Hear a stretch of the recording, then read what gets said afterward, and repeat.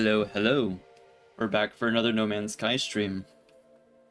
Let's get tabbed into the game. Sweet. Make sure stream is running as needed.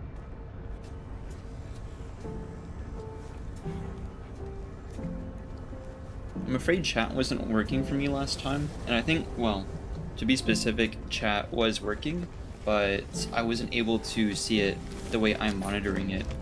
I might have had it set to top chat, but I missed a whole bunch of things. A whole bunch of things were happening in the background that I missed. But yeah, I saw none of the chat messages or whatnot. Not only that, but it was pointed out to me that some of my settings were not done correctly, so I missed out on a raid, and it was a whole thing. But I just wasn't aware of any of it, which is fine, because now I know what my settings need to be. But I got done with a whole lot of editing for the rest of the week, so I decided to do another No Man's Sky stream. Today we're going to be continuing some of the piracy stuff. The main thing I want to do is find that pirate Dreadnought. Last stream, that's what I was trying to do for a while, but since I couldn't get it, I decided to just run derelict freighter. Hello, Salsa Dog. Isn't it crazy? I can see chat today. Whoa. I don't know what I did last time, but at least I fixed it today. I think I had the drop down set to top chat on the way like I'm monitoring it right now. So easy fix. But today we're gonna go ahead and hunt down that pirate Dreadnought. The thing is, we're gonna miss out on some of the benefits, because once you do defeat the pirate Dreadnought, you are able to recover some of the pirate frigates that are along with it, and they do look unique. They also look unique in the freighter mission screen. I don't know if they have unique uses though, but I'm not gonna run a freighter. Well, I don't believe I'll be running a freighter because I think it would be annoying. And I don't know how to turn off like the radio call. It's like there's a bunch popping in. It's like right now, my radio in my starship would be going nuts because of all the frigates. So I'd be trying to rob this freighter, right? And I've mentioned it before, but to be more specific, ships like this guy here would be trying to call me on the ship comms, trying to see if I'll hire them. And I'm just not going to worry about that. But I do want to find the pirate Dreadnought because that's a cool event they've added. And then once I find that, or maybe after some trying and we don't find it, I'm going to go do some more base building. But regardless, I think the strat here is going to be warping to the different pirate systems we have and see if we get it. Because I do believe it's random, and I don't believe there's quests you have to do beforehand other than simply accessing a pirate system. So let's see, currently we're here, and then we're gonna try to get here.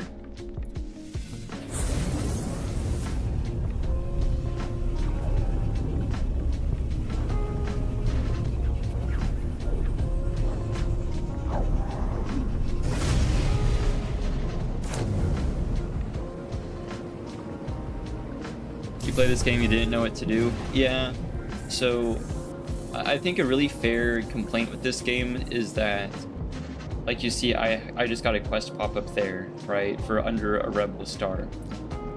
My thing is this game loves giving you pop-ups and whatnot, different missions, but it's always like if not expeditions, just other mission stuff. Like here, I can show y'all.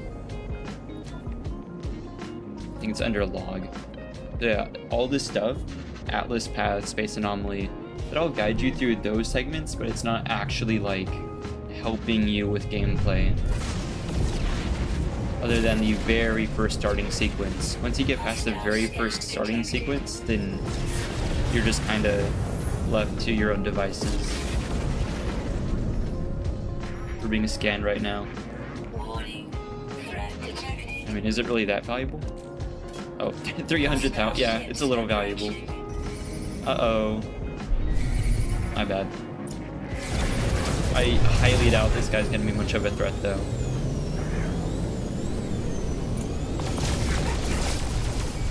Pretty stout shields. There we go. It's one.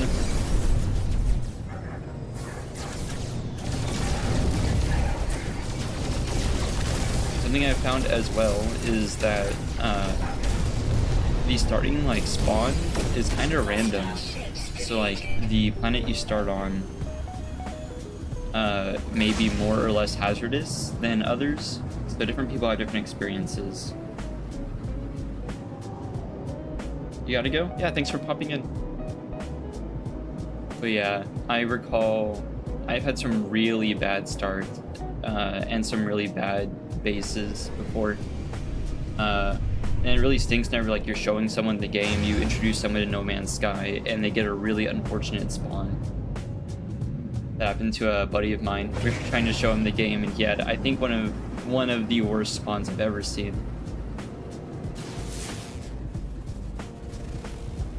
I think I've been... No, I haven't been on this planet before. I'm eager to find a planet with the floating islands because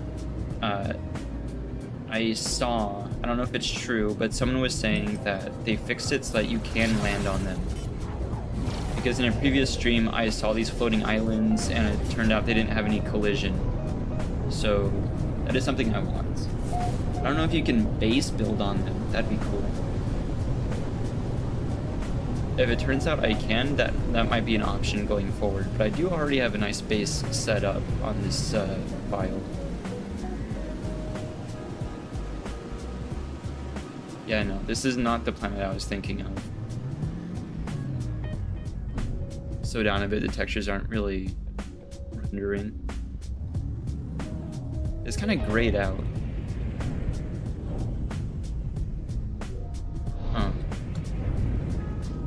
I think it's cool that the water still like renders in the new way, still from the ship. It doesn't wait until you land. Not gonna hang out here for too long though. We clearly didn't get the Dreadnought event warping into this system, so we're gonna try again. We have so much hyperdrive fuel, it's crazy.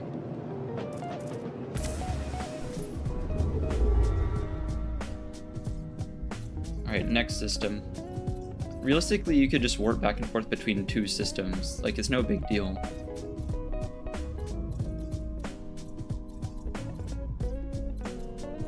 It's just fun for me to go back and forth between multiple different systems rather than just bouncing between two.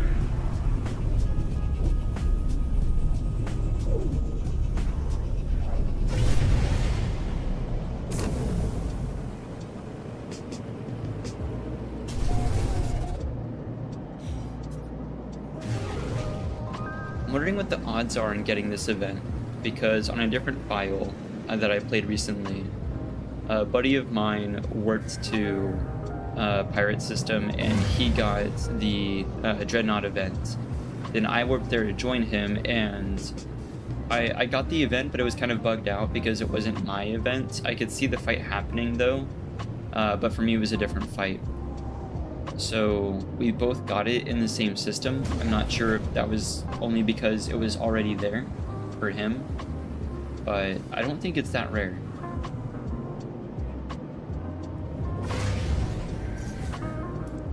We'll try a couple times, but we still have base building to do regardless.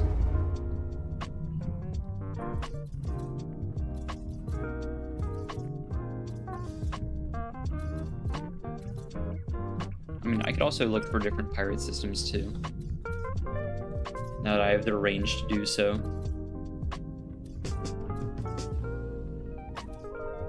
I see stuff down here is accessible as well. Oh. Left free roam. It was one of these. It's always a pain. Well, that's one of them.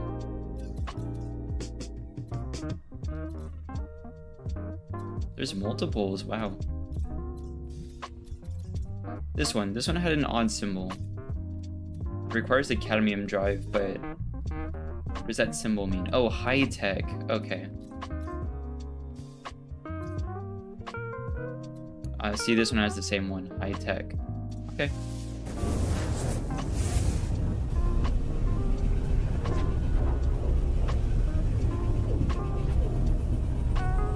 I don't think it is affected by what species controls the system.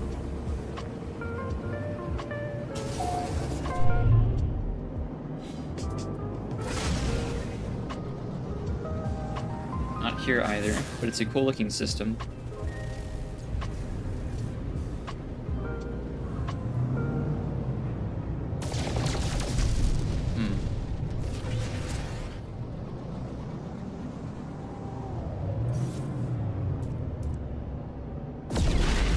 Hyperdrive is still doing great. Each jump is only taking like 10%. Wow. And I have 2 warp hypercores after this.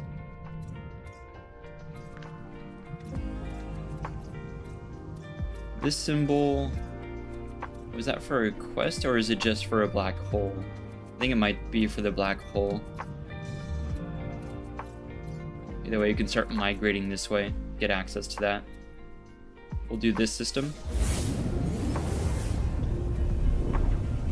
I forgot to check my maximum range, but this system was like 470 light years, so it's more than that.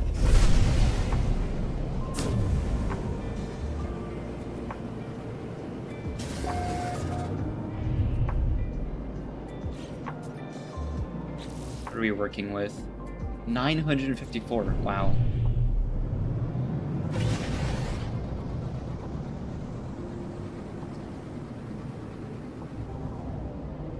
I think it's another undiscovered system.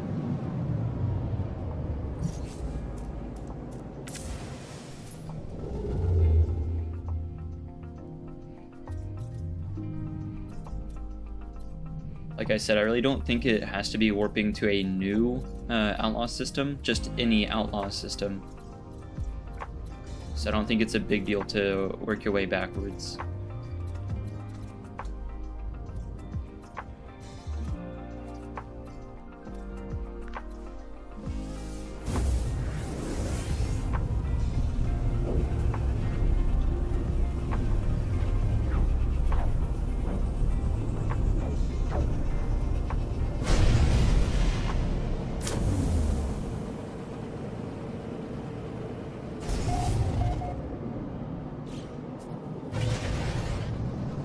Still no event.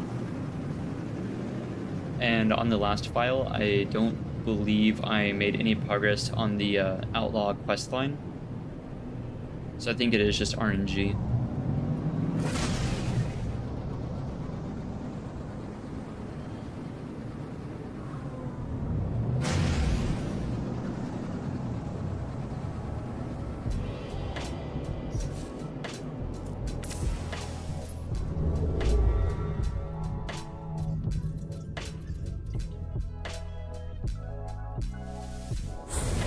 I forget which system I built my base in. The planet was a nice paradise planet.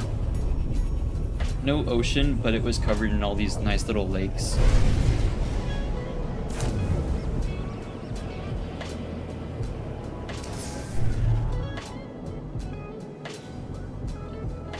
Oh, hang on.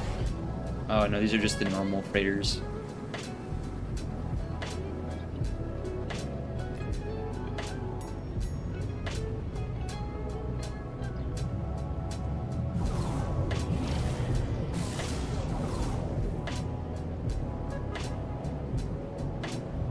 This one looks pretty normal. Yeah.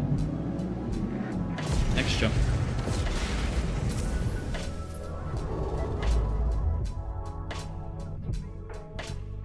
The conflict level for outlaw systems seems to be pretty consistent. I don't think there's outlaw systems that have a higher conflict level than others.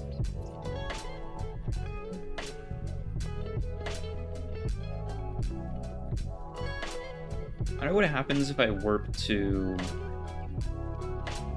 that system as part of the quest line.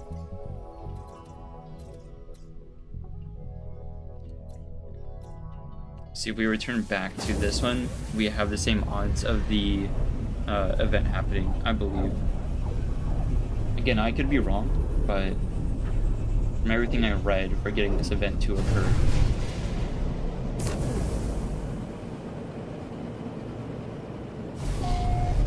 I think the only requirement is that you do it by ship. I don't think a teleporter will get that event to happen, because then you'll just be inside the space station.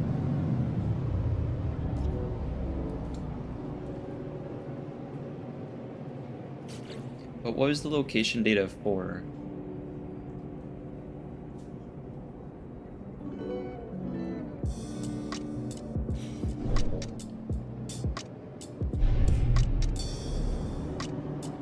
We can take a quick break and find out.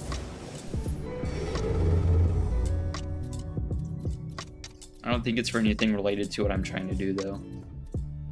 Here it is.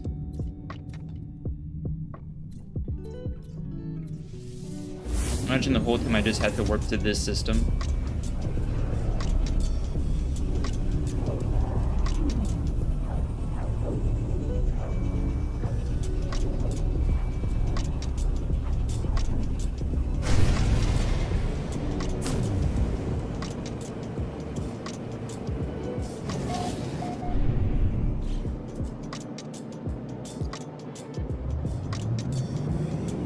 Well, I'm not seeing a Dreadnought.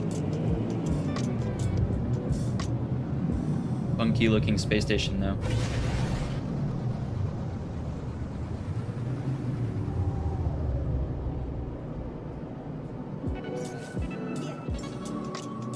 Or refuel the hyperdrive. There we go. I believe that's another 100%. Yeah, okay, that's crazy. It's pretty easy to farm hypercores as well. Sometimes you can get them from system quests, especially the outlaw quests, I believe. Or if not, you can always find a few from the Nexus quests. Very rarely have I looked at the available missions in the Nexus and not seen hypercores as a reward.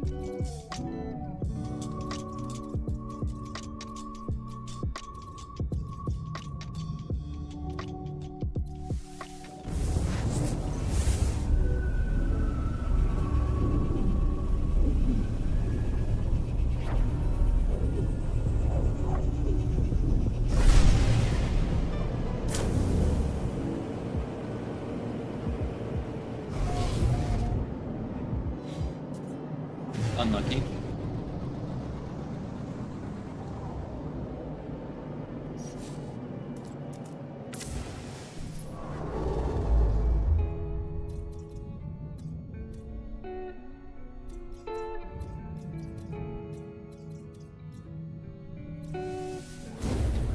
Bounce down here real quick.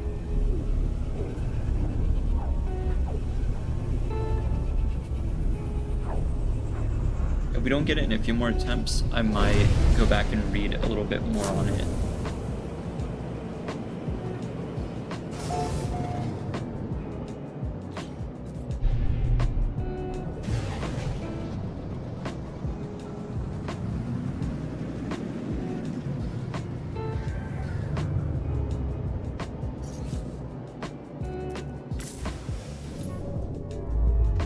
So I did ask my buddy who got the event to appear in the first place, and I don't think he did anything that I'm not doing, but that's always a possibility.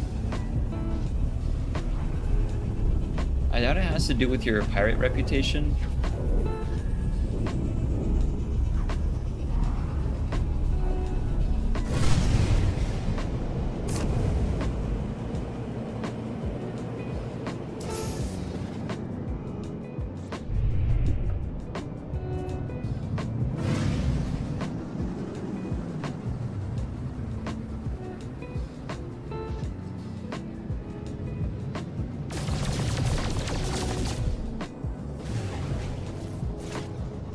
No, not yet.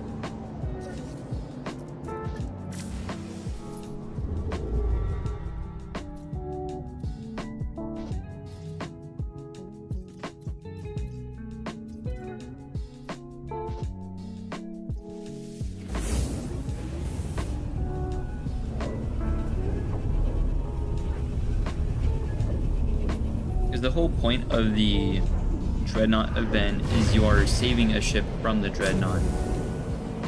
So I don't think having a higher outlaw reputation will help or hinder you, because you're kind of doing a bit of both.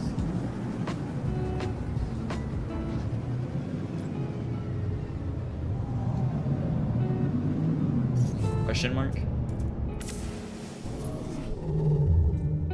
The good news is we'll certainly know if we come across the event. There's no way you can miss it.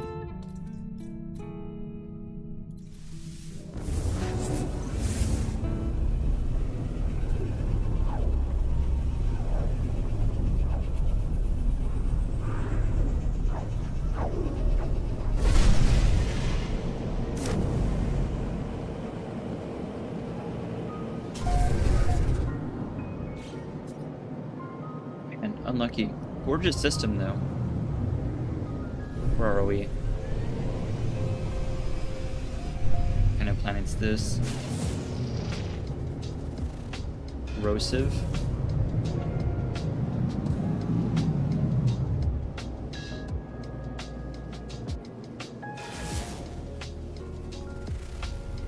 Foggy. It might be one of the new world types. I haven't seen Foggy before. I'll go check it out. Everything included in the worlds update, and to be clear, looking at the patch notes and what they have called it really makes it look like that there's going to be much more to come. But for now, this is the worlds update that has released so far.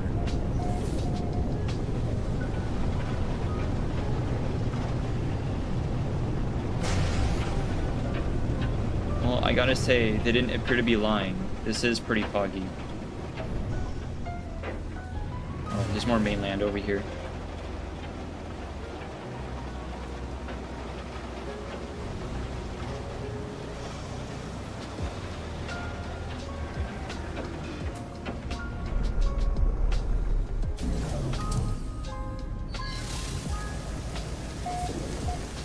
Huh.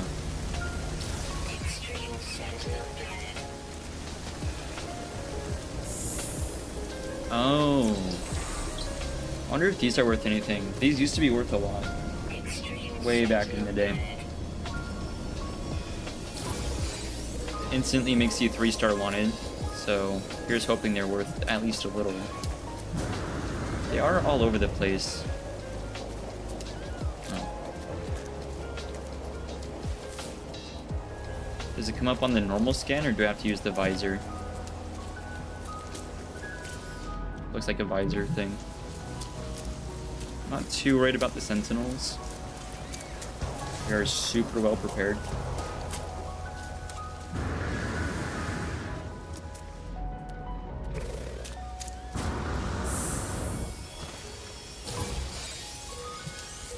And let's see. These are worth meh, 40,000 each. Considering you can just grab them off the ground without much hassle, I mean, that seems pretty fair. Alluring specimen down there.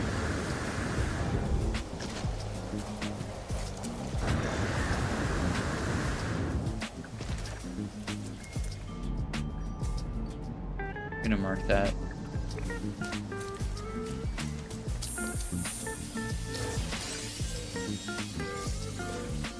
So they're still searching.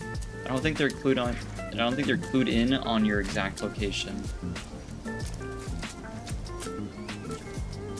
What does this mean by alluring specimen?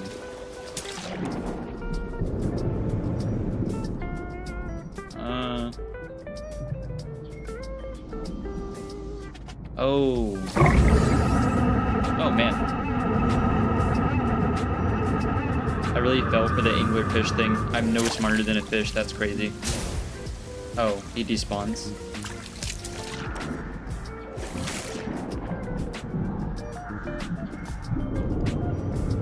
That did scare me.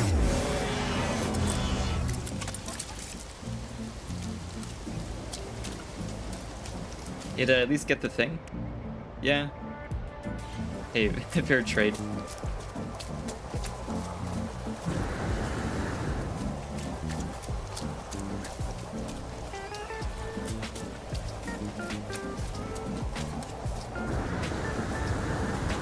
This doesn't feel that bad.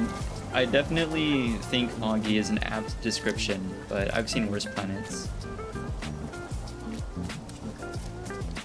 Looking at the types of foliage though, I would say this is a new kind of planetary type. I don't remember foggy being something that existed before recently.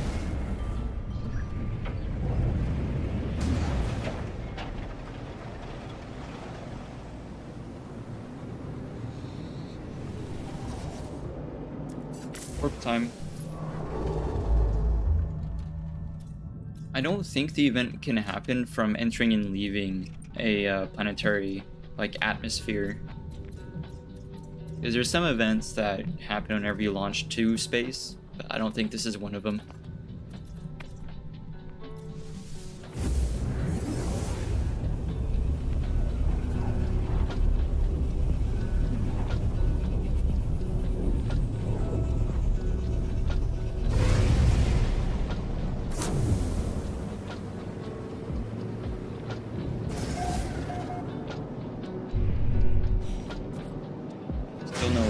Unlucky. Gonna pop into the station real quick to sell all this. Oh, they don't have trade terminals, right? But the guy in there will still buy it. He might pay more or less depending.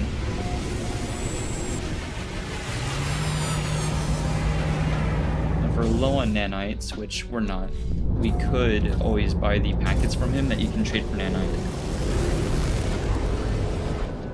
Subspace scan failed. I guess that's the drawback of going to these pirate systems.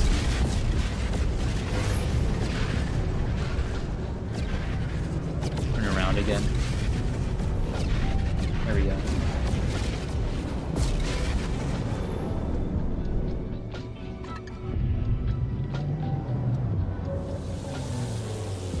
Wasn't paying attention, I misinputted, ended up taking off immediately. So I have plenty of Star Shield batteries. That'd be the only other thing I'd be willing to buy. Otherwise, we're pretty set.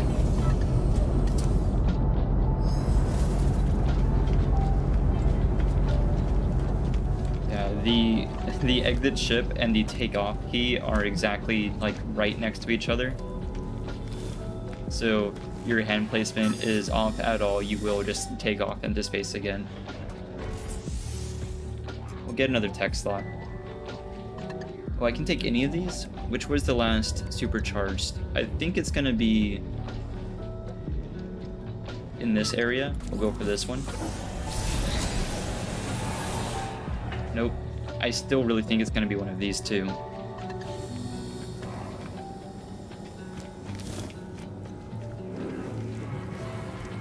Let's find a place to hang out for a bit. Somewhere that'll be bright enough to look alright on stream. Alright, I'll be right back.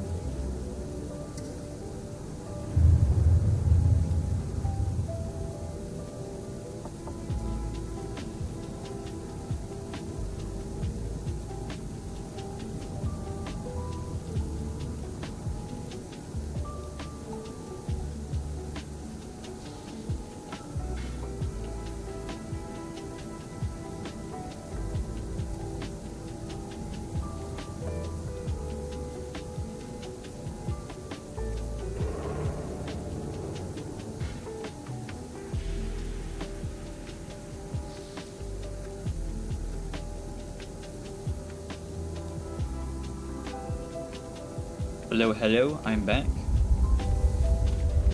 I guess I'm just gonna keep trying to get to, well, to get the event to happen. I don't think there's much I can do other than continuing to travel. Unfortunately, you can't recruit the Dreadnought outright, I don't believe. Maybe you can? I don't recall. I actually... I think you can, but I think the last time it happened for me, the Dreadnought was a pretty low tier freighter anyway. So if I were to pick up a freighter, it would be a Dreadnought, which would be cool, but I'm not gonna go for a C tier no matter what it looks like.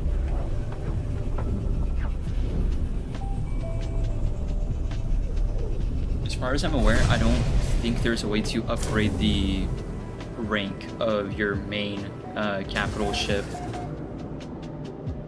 You can upgrade most everything else to your starship, the frigates, the smaller ships, but not the capital ship.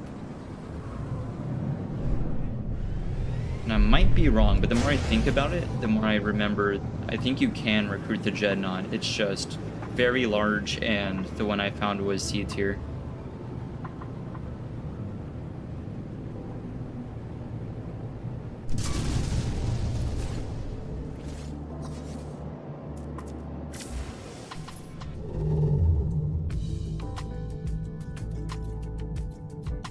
I mean, regardless, let me see. How many funds do I have? I'm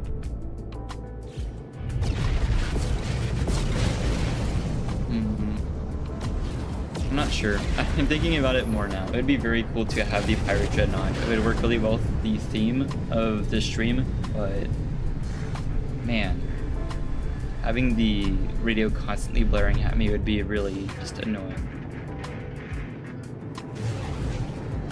I think I'd go for it. Firstly, I'm gonna need the funds to do so. So I'm gonna need to rob a few of these frigates and capital ships. Again.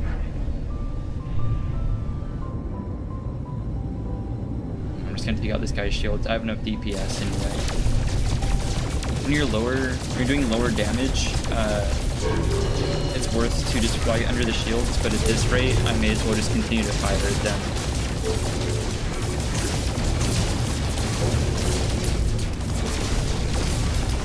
See, and we're under their shields now. It was pretty quick to just get through them. There's the weapons. Nothing valuable. That's also not valuable.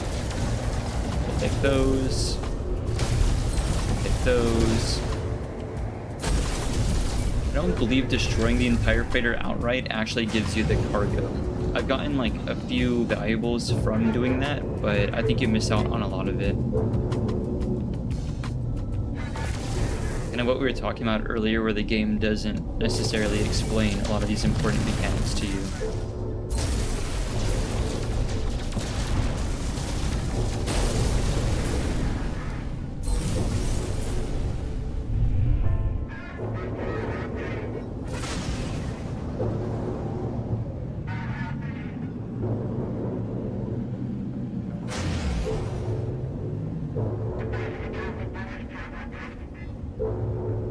There we go.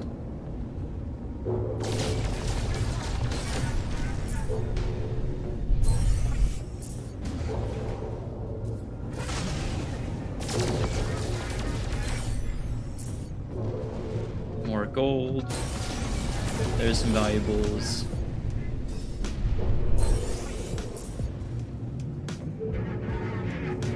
Isn't it strange that we only get scanned for like gold and platinum and stuff in the starship, but we never get scanned for the millions of units worth of illegal goods that we end up carrying most of the time?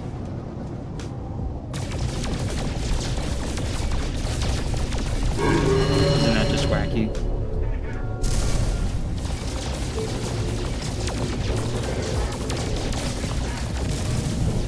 There we go. Not sure where their laser's coming from.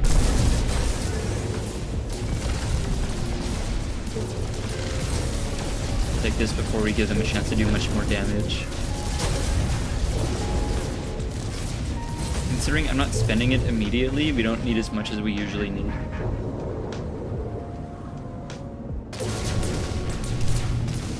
Oh, there's one of the cannons.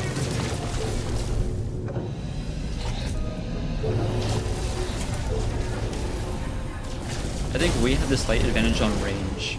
It's just hard to read what's in the pods if we're too far away.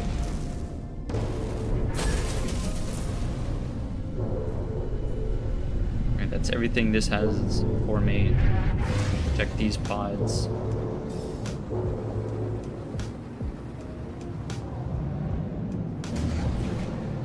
We could start farming fuel. If I am dedicated to getting the Dreadnought freighter, then we're gonna need plenty of fuel, because I'm gonna make the most of it. And that's kind of another point if I do take possession of the freighter. I don't remember if you have to pay for it, because you're the one that's sparing them. But if I do, that's gonna leave me with even less money to buy the pirate frigates. And last time I made the mistake of not seeing that there was an A and S tier kind of Corsair ship available, and I wasted all my money on the C tier pirate frigates. The good news is you can, like I said, you can just send frigates on more and more quests and they will rank up, but I think it's better if you just start with the high tier.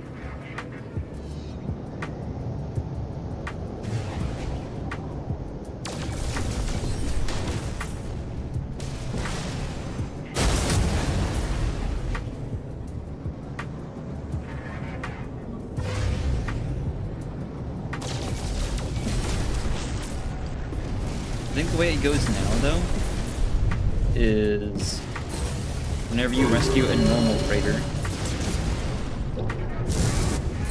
whenever you go to board them for them to reward you, they just offer the services of their capital ship to you for free. So I think most of this money would be going towards the kind of the side ship, the support ships, if I don't have to pay for the pirate Dreadnought. And that's assuming you can hire the pirate Dreadnought. I'm still kind of foggy on that. I don't remember 1,000,000%.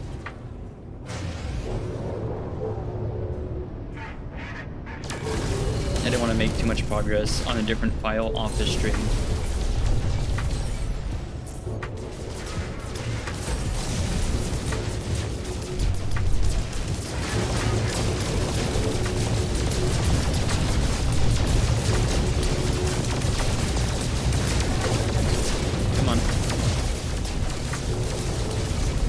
There we go.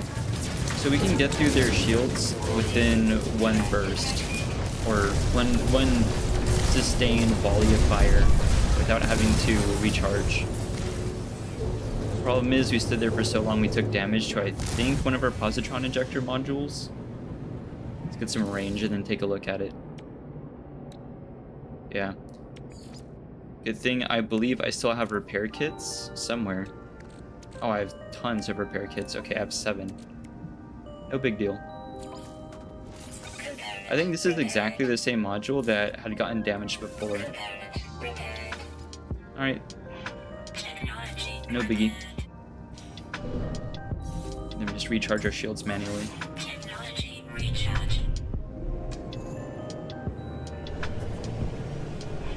Deal with this guy real quick. Closing with him, I don't want him to pass.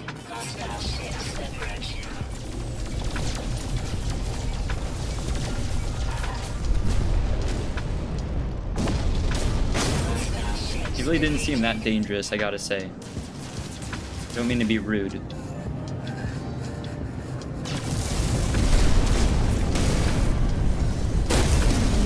Not valuable. Valuable. Valuable. Good coming.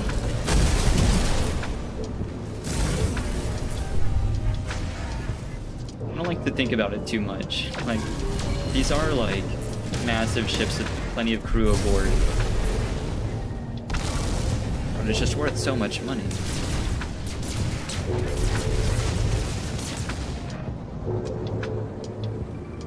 I think that's enough loot for now.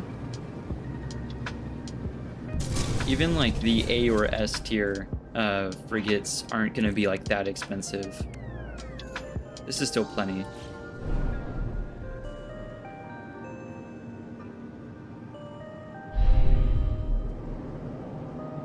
It is easier to warp from the anomaly to a non-outlaw system, but I also just kind of wonder what happens if I just go for it. I think you get automatically scanned by sentinels is the issue. So I think I might go through the anomaly to avoid the hassle. It used to be a big problem. I don't think it's going to be that much of a problem anymore. They might have changed it, but it used to be kind of annoying. My only thing with the anomaly is it's kind of laggy getting in, just because it's a big social hub.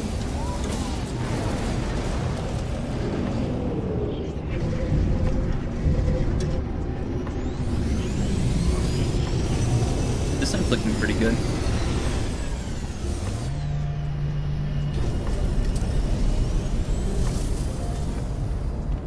Except it's extremely foggy. It's getting more foggy as I go along. Why has this happened?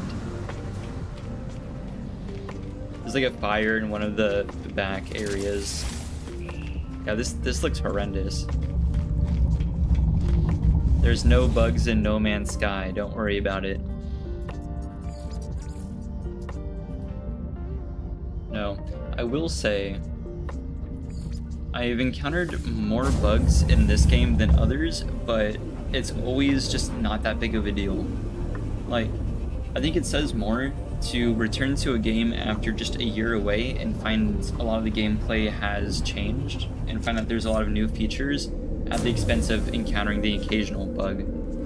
Like, oh, the anomaly's a little foggy, or very foggy, but like I'm here, I'm back in this system that I started in, and everything's fine. Usually the bugs rectify themselves, and it's been a while since I've encountered a game-breaking bug. There's stuff that kind of impacts gameplay, but nothing that's just disastrous. I can live with that. So off the gold, transponders, all this contraband. Yeah, I think 37 is going to be way more than enough.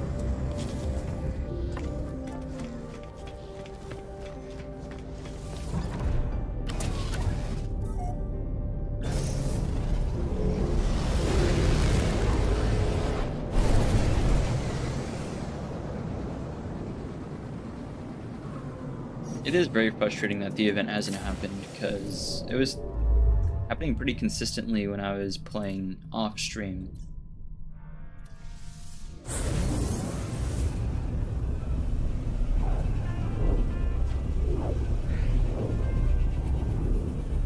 I also hope that whenever I do encounter it, it's actually going to be more than a C tier. Although I don't really, well, I mean, it's kind of intuitive that the A tier, S tier, whatever, are going to be better than C tier, but as far as the capital ship goes, I don't know what metric they're measuring when they're like judging by the tier. Like there's its hyperdrive jump range, but I never jump like from the capital ship anyway. So I don't know if I really care that much about what class of ship it is, honestly. Now, if it applies to mission time, then yeah, absolutely. Whenever you send these, like the support ships on missions, if the class of capital ship makes the missions shorter, then absolutely. But other than that, I don't know if I care.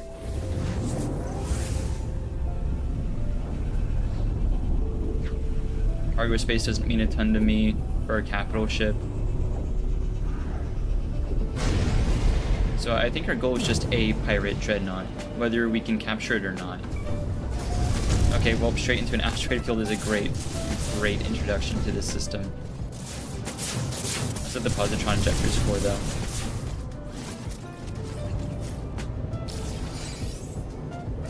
I'm not seeing a massive Dreadnought, so I don't think we got the event.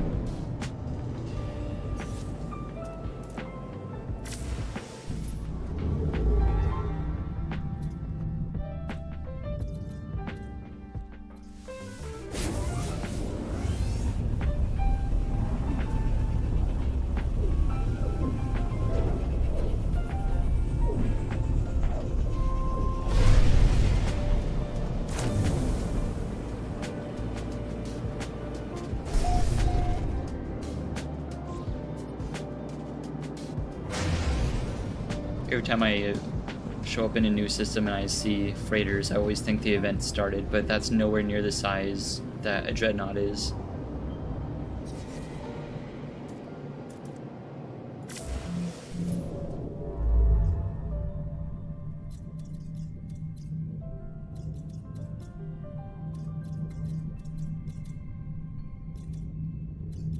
I'm gonna check in this region for a new outlaw system. Oh, wait, I was already over one. I moved my cursor a bit and I lost it.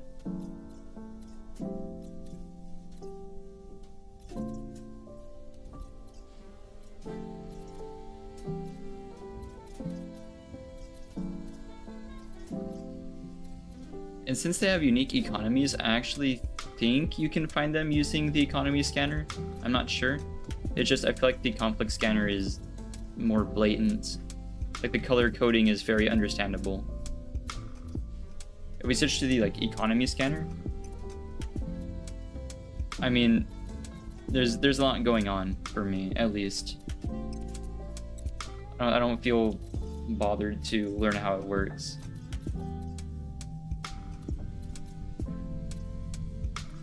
All these outlaw systems require specific hyperdrives.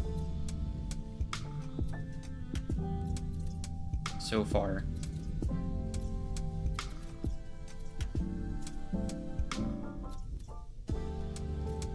Critical, dangerous, formidable.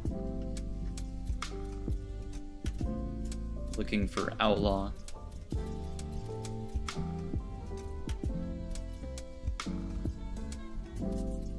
More specific drive types.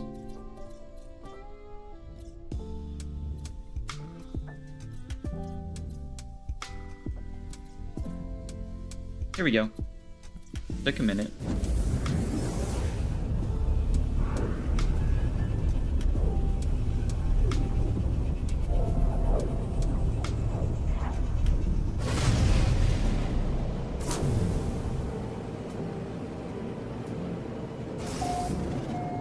The event, if it does happen, is very cool. It's very Star Wars-esque.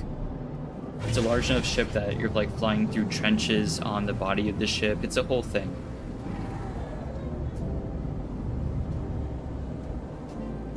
And it's massive. The scale is way beyond anything I've seen from a freighter in this game before.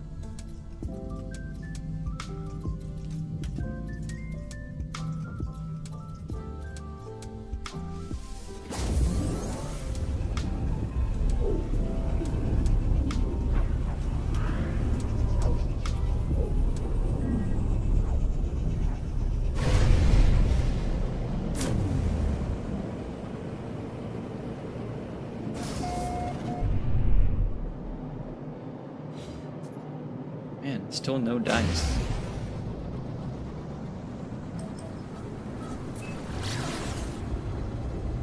I do wonder. I don't think the Outlaw questline has anything to do with it. If I get a few more jumps in, I might read about it. Because this seems really unlucky.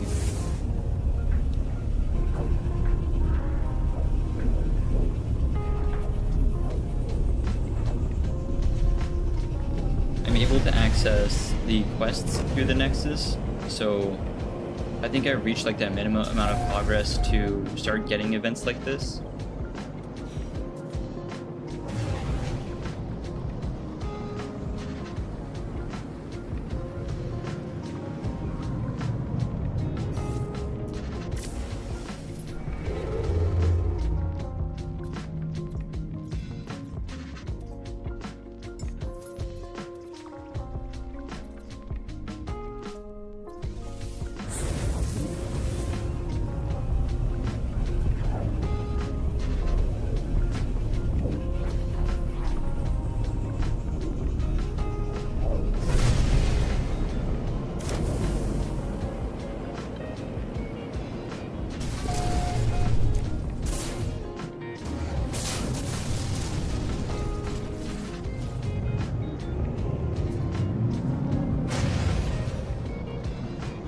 Nothing here either.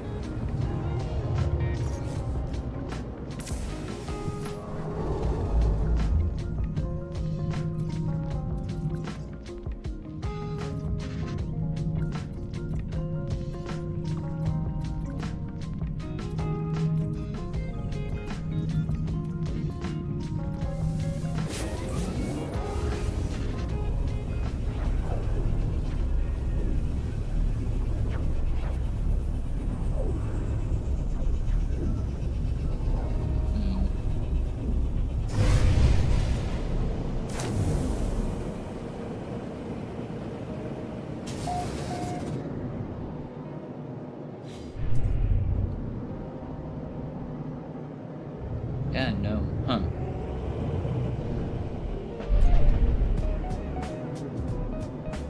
Alright. If that's the case, I'm gonna see if I can read up anything on it. Let's see.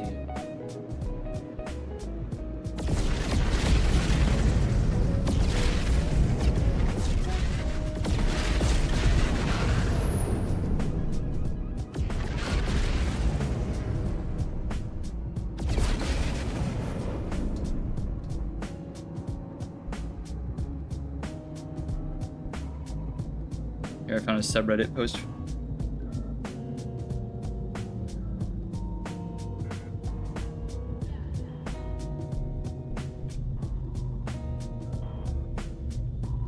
Upon winning the battle, you can board the Dreadnought and buy it or take a reward. It seems the same as other freighters. So you do have to buy it, it appears.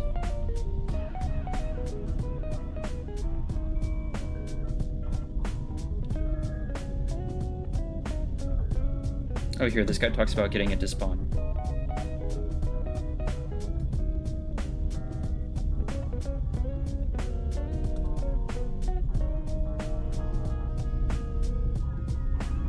The original way is to be in the game for 3 hours and then warp to different systems 5 times. The only catch is that it might not be a pirate Dreadnought. Make sure your 5th jump. So it's on a specific jump. Well, I've done way more than 5, that's for sure. The new way is to jump to 3 or more. Vary from 3 to 10. I don't know if I've done 10 yet. I want to create a... Prior to spawning in a Dreadnought, you can simply reload the autosave.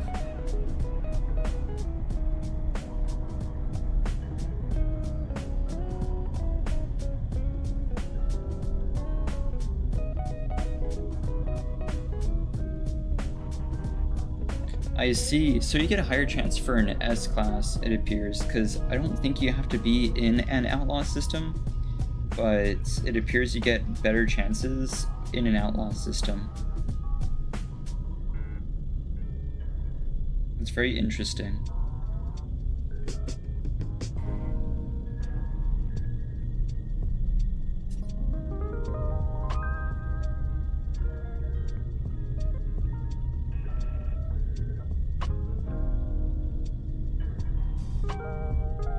And these people are talking about different system types as well that I haven't heard of. Interesting.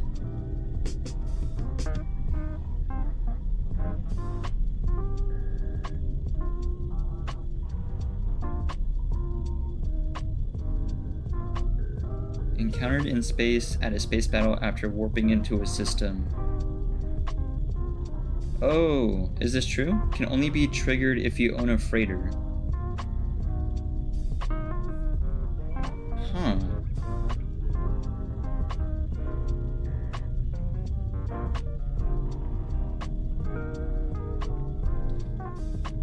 I'm gonna activate the expedition.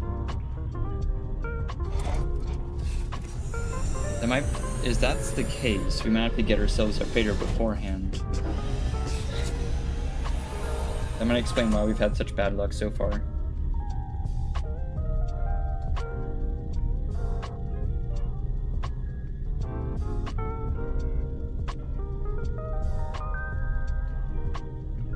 The wiki itself makes it sound like you need a freighter beforehand. Very interesting.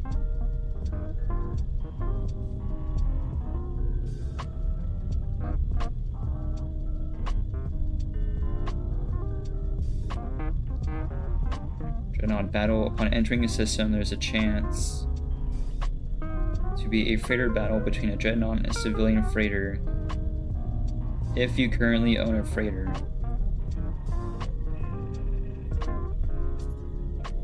Huh.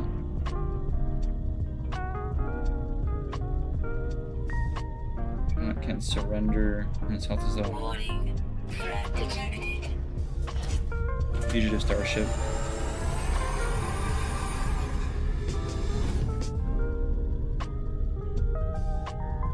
Alright. I don't know if this is true, but it sounds promising. We're gonna get ourselves our own freighter.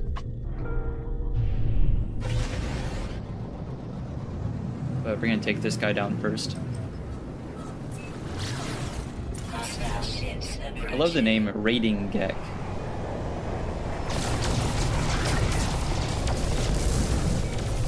Like being named Pirate Man. Hostile ships defeated.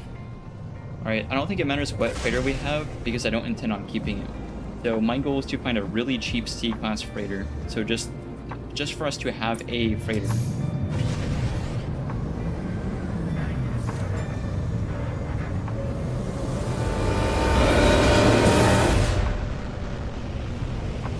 Because I do remember that is something I had whenever I got it to show up on a different save file, was I had a freighter. So no biggie. It does make sense. Sort of.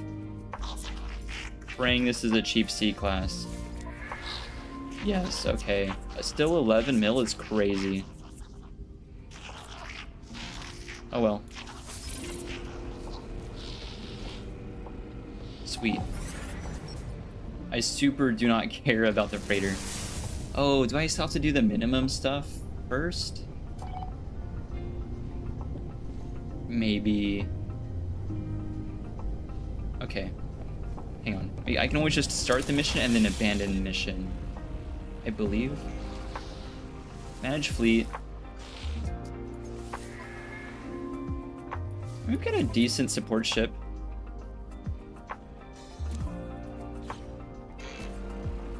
Speak with the navigator. I feel like you might have to do this in kind of minimum amount of stuff first.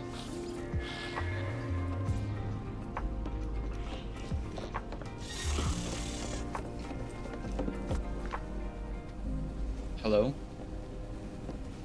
Where is said fleet command room? Oh, build a... Oh, okay. I've had other freighters that just spawn with it. Good thing I have the stuff for it. I'm hoping I don't have to keep this freighter for too long, so I don't really care where I put it.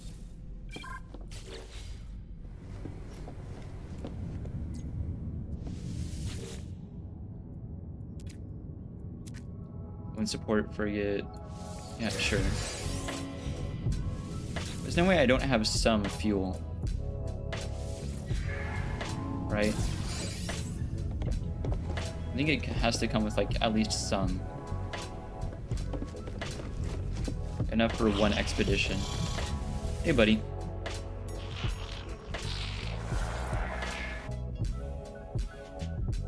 Oh man. These are all incredibly long, buddy. But I believe I can just abandon the expedition first anyway. Assign, back out. Sweet. I think next is... Oh, speak with the fleet commander. It's going to be very unfortunate if I can't abandon quest. Fleet command online. I mean, of course, we could always do some of the base building while we wait. Oh, there it is. Abort expedition. Alright, so now it is... Yeah, okay, I'm going to abandon this mission immediately. Hey, buddy. Debriefed it. Okay, it moved on. Nice, nice.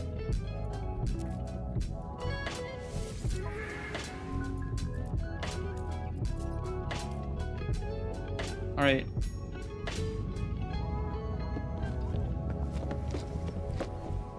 I think that's it for the kind of preparation quests. Yeah, sweet. It moved back to the Artemis questline. Awesome. All right. Imagine if that was what was holding us back the whole time. However, if we can't get the pirate Dreadnought for free, then it sounds like we're gonna have to commit some more robbery. Because more than anything, more than even the Dreadnought, I want a nice high-tier pirate frigate. But there's a whole bunch of money waiting for us right here in front.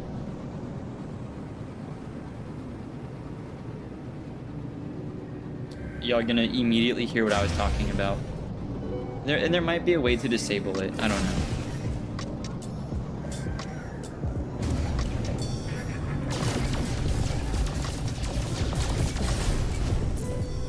Hailing channel is just permanently open now.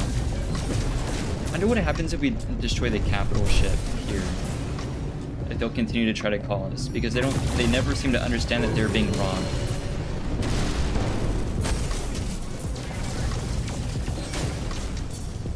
Oh wait, 2 cargo pods? Oh, they're on top of each other. Check this guy out.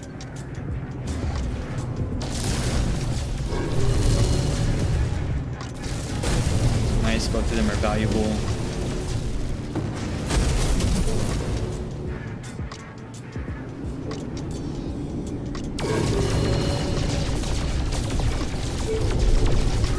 The issue with being called while we're trying to rob and do our pirate job and steal from people isn't as big of a deal as I thought it would be. As long as there's no frigates in the immediate vicinity, they seem to be leaving me alone. My only complaint is I wish there was a mechanic where they could understand that they are being robbed.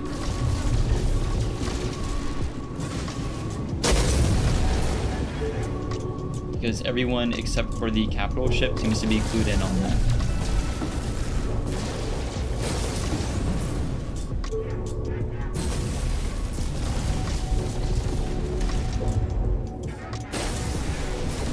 It'd be more of a pain, but it would be pretty cool if like the combat support ships would like also fire on you, because they have visible cannons mounted on them. They are combat, frigates. I don't see why they wouldn't be able to participate in that if they added that. I understand like that's an entirely new functionality though, so it might be difficult.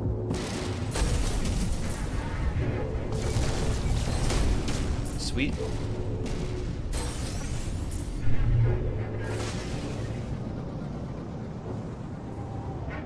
Always have to make sure I don't rob my own freighter.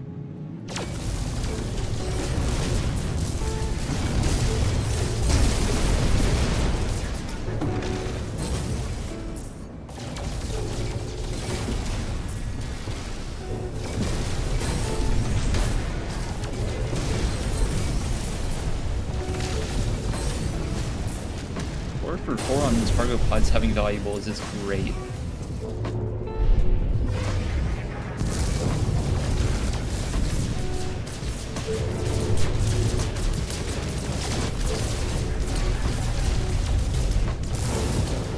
Don't quite have an angle on that turret. There we go.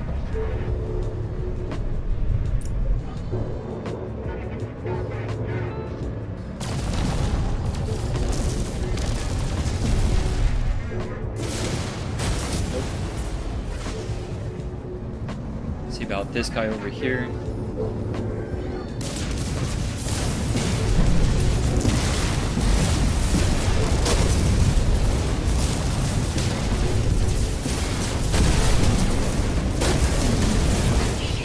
Oh, shields are down. Kinda happened quick.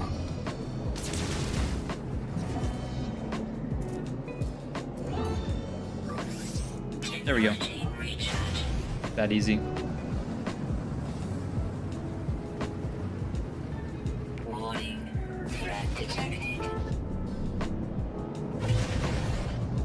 guess I shouldn't be surprised there's so many fugitives in an outlaw system, but it is getting kind of stale.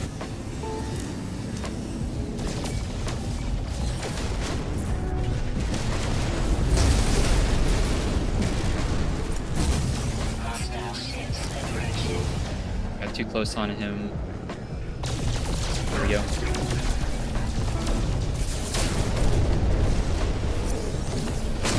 Hostile ships defeated.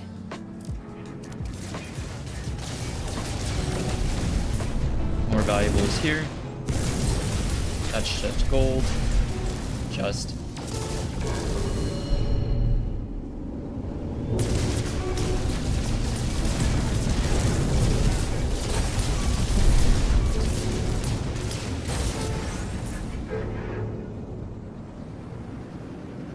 We'll pop by this other cluster.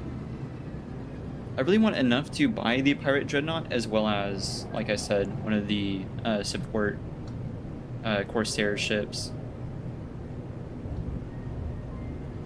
One or two.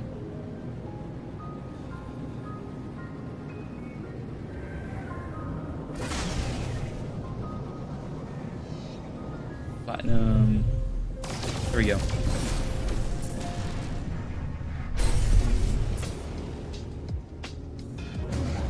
Get up close to this guy. Uranium. There we go.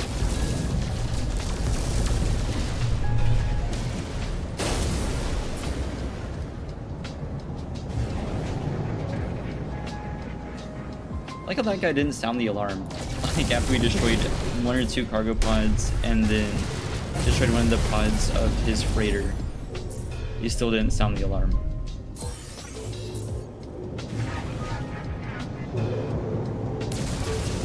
You know, this guy's hostile. This guy gets it.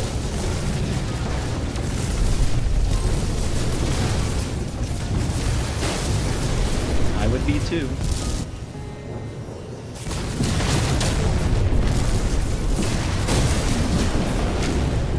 Check these out.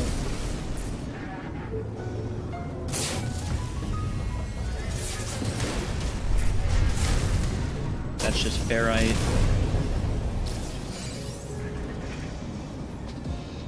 That's just gold.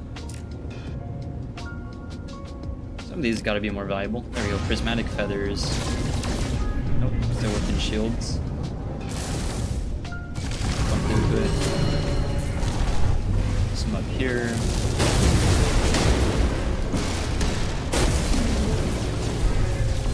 Relics.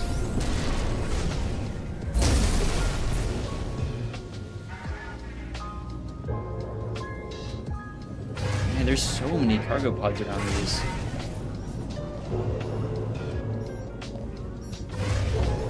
Tons of potential valuables. There we go. I think we might be set with this one.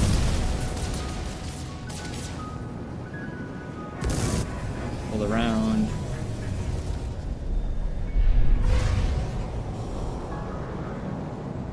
I haven't even checked out half these capital ships.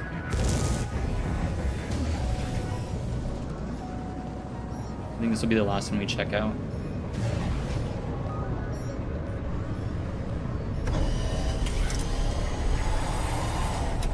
I think I'm going to recharge our shields. Yeah, see. So whenever you enter the quick menu, it defaults to the communicator, and I think that's my big issue. The alarm isn't that much of a problem. It's that whenever you go to quickly charge your shield with the quick menu, if you're not paying attention, you will just open up the communicator. And it's just some dude trying to sell you his ship.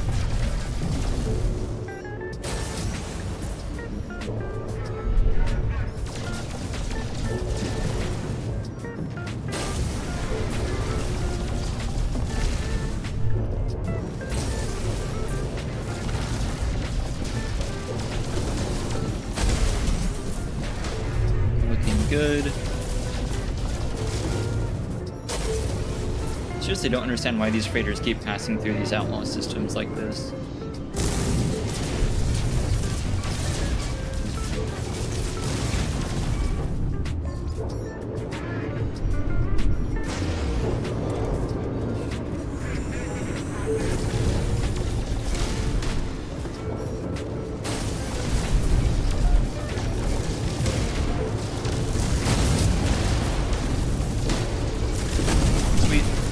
more than enough.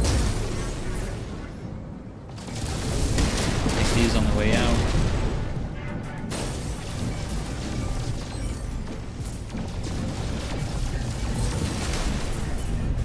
Nice.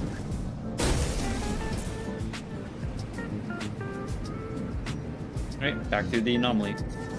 Warning. Threat detected. I'm not gonna worry about that guy. So it's gonna be back through the anomaly to a normal system, right? We sell off our stuff and then we warp to a pirate system. And either it goes two ways. Now that we have the frigate, we meet the prerequisites for getting the pirate dreadnought to appear, right? So then we get one immediately. Or we needed to meet the prerequisites of having a freighter beforehand. In which case we need to warp a couple more times. And then on top of that, you can get the pirate dreadnought. It sounds like you can get the pirate dreadnought from non-outlaw systems, but you have a reduced chance of getting it to spawn. The trade-off being you can get one that is higher level.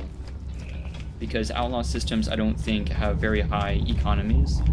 But you can find higher level dreadnoughts in normal outlaw systems. At least that's what it sounds like. So I think now the advanced economy, we'll go for that one. So I think now I understand how it works. But overall, I'd rather just get one to spawn. The only thing I think class would affect that I care about, like I said, is mission time. But the way it used to work and the way I think it still works is mission time runs independent of game time. So if you get like an 8-hour mission, you can just log off. I think it's fine.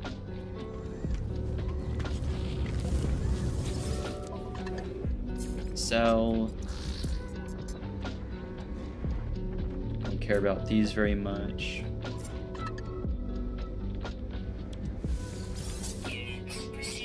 Transponders. There we go.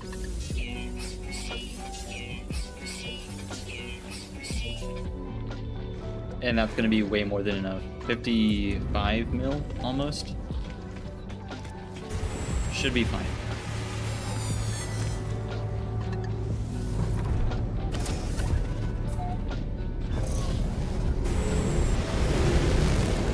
I don't see the Dreadnought being so much more expensive than that, unless it's like A tier.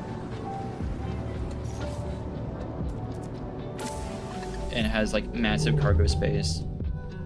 Even then, I'm sure it's going to be less. It's just a matter of affording both that and a frigate.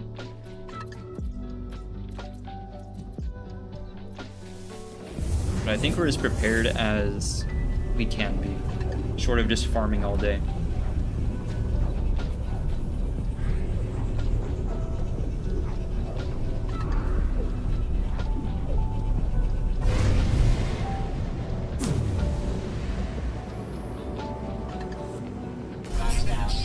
Oh, I was right.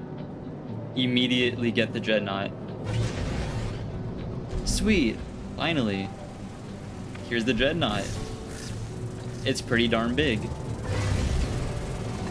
I'm not gonna fight through its cannons.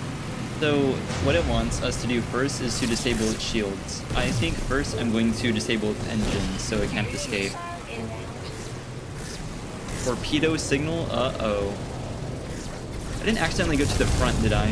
This thing's just way too big for me to see. That is the only thing about fighting Dreadnoughts. No, this does appear to be the front. Okay, well, other way. I'm not too worried about the torpedoes. They do have their own support interceptors, which is rough. I think I'm more worried about those. Here's the engines. Okay, they were all red now. There we go. There's one. I think the ejector is going to be better in this low visibility. I'm sure this looks just lovely on stream. Oh, that's all the engines already. Sweet. Not going to fly through the lasers of death. Now it's time to disable shields. I need to get farther away so I can actually see what's going on. This is crazy. There's the shield trenches I was talking about. We'll get behind them. Torpedo's still inbound.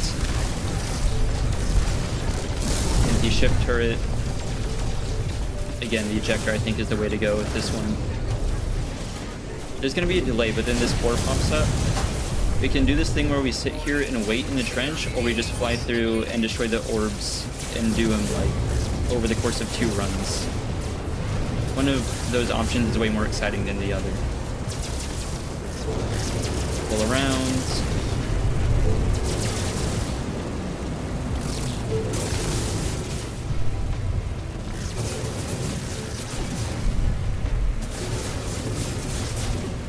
Imagine the orbs regenerate.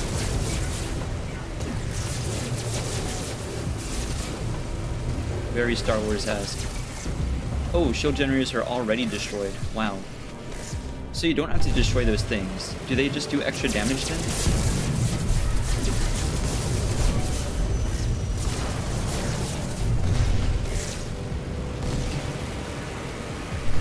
So we fly back through here. Oh, exposed fuel rod.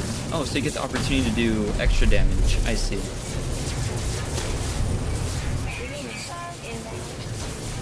Oh wow, my ship's almost destroyed. Just hit the brakes real quick. That's what I love about this game. It's very kind of accurate for a spaceship. I'm not flying it around like it's a airplane. You can just hit the brakes.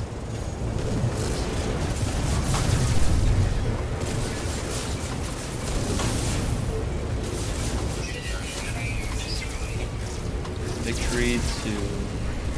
Oh, no, I don't care. The civilian ship was destroyed. But we just defeated the Dreadnought, so we almost got it in time to save the other ship. Okay, Pirate Dreadnought defeated. I don't think we damage it any further. So now we have the right to land. Right? We accept the call. Oh, it's this guy. Okay, well, yeah. Okay, we'll talk to you later, buddy. We got things to do. This ship is just a massive.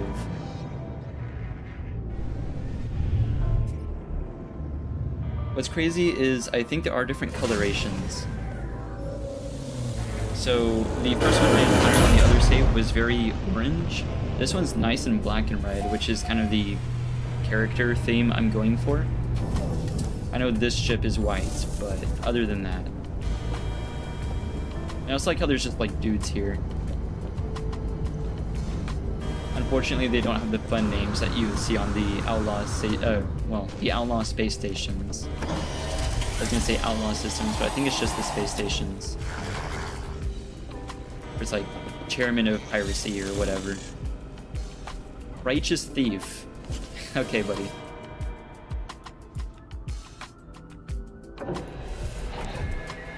C tier. Yep. Kind of figured. So, what do we got? We got fleet coordination. Fleet coordination might be mission time. All this other stuff, I couldn't care less. 45 mil for a C tier is nuts. That's bonkers. Oh, but the fleet coordination's already better. It's twice as good as the one I currently have. So our Dreadnought's just better? Like, the class says one thing. It says C class. But our Dreadnought's just better overall, regardless. And then secondly, can I upgrade that class? Because I was saying that you couldn't, but now I'm not so sure. I'm gonna look up fleet coordination real quick.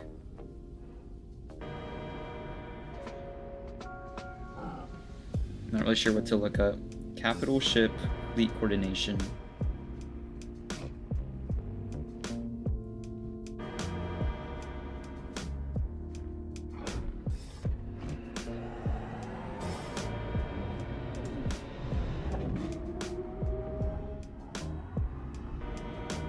Doesn't...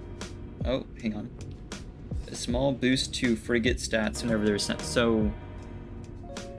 It might affect... I see. So it might affect mission time, but it seems like it just affects the frigate stats. I'm not super worried about that. So it doesn't just outright control mission time. So no biggie.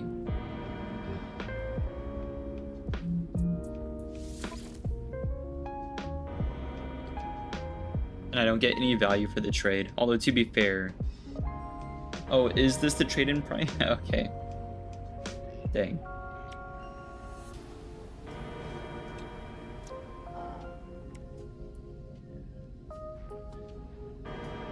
Huh. Yeah, well, again, I don't really care because I don't really warp from the position of the capital ship. Transfer item. Well, there's not much to transfer, but sure. Transfer previous freighter base. That's an interesting question. I didn't think about that, but it does give me the chance to back out. I'm going to inspect what kind of base the thing has going on. A trade terminal is huge. There's just a bunch of dudes here. Planetary probe is big. What's all this? This is just a tech room. Appearance modifiers, kind of mid. I don't care about that. So the last one it had... I didn't take a great look around the last one, but the last one did have... Oh wait, this is just exposed? Oh man. That's a huge perk. I'm taking this. I don't think I'm going to transfer the last base. Glad it asked me though. Kind of a crazy price, I gotta say.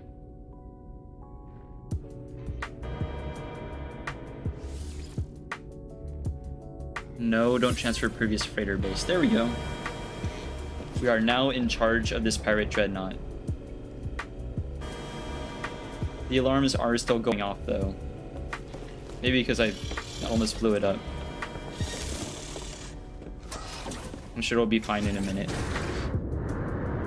Can we... Does this have collision? It does. Isn't this neat? I wonder if all that has collision. I'm kind of scared to find out. It did save my restore point. Oh. I fell into another hole. I'm so tempted to find out if that has collision or not.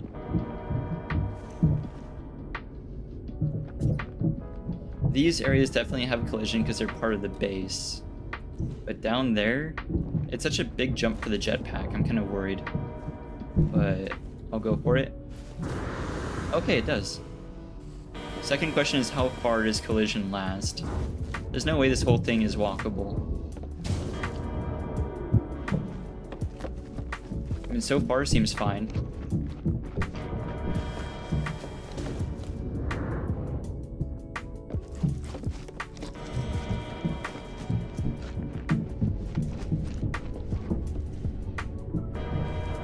Wow.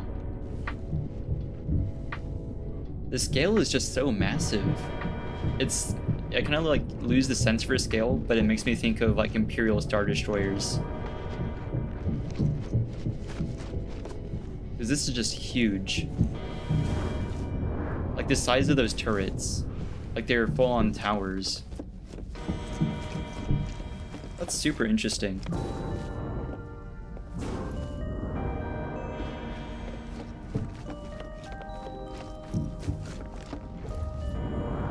I gotta find somewhere to AFK real quick, but I will be right back. Just gotta check a quick text and then take a potty break. I'll AFK right here. 1 second.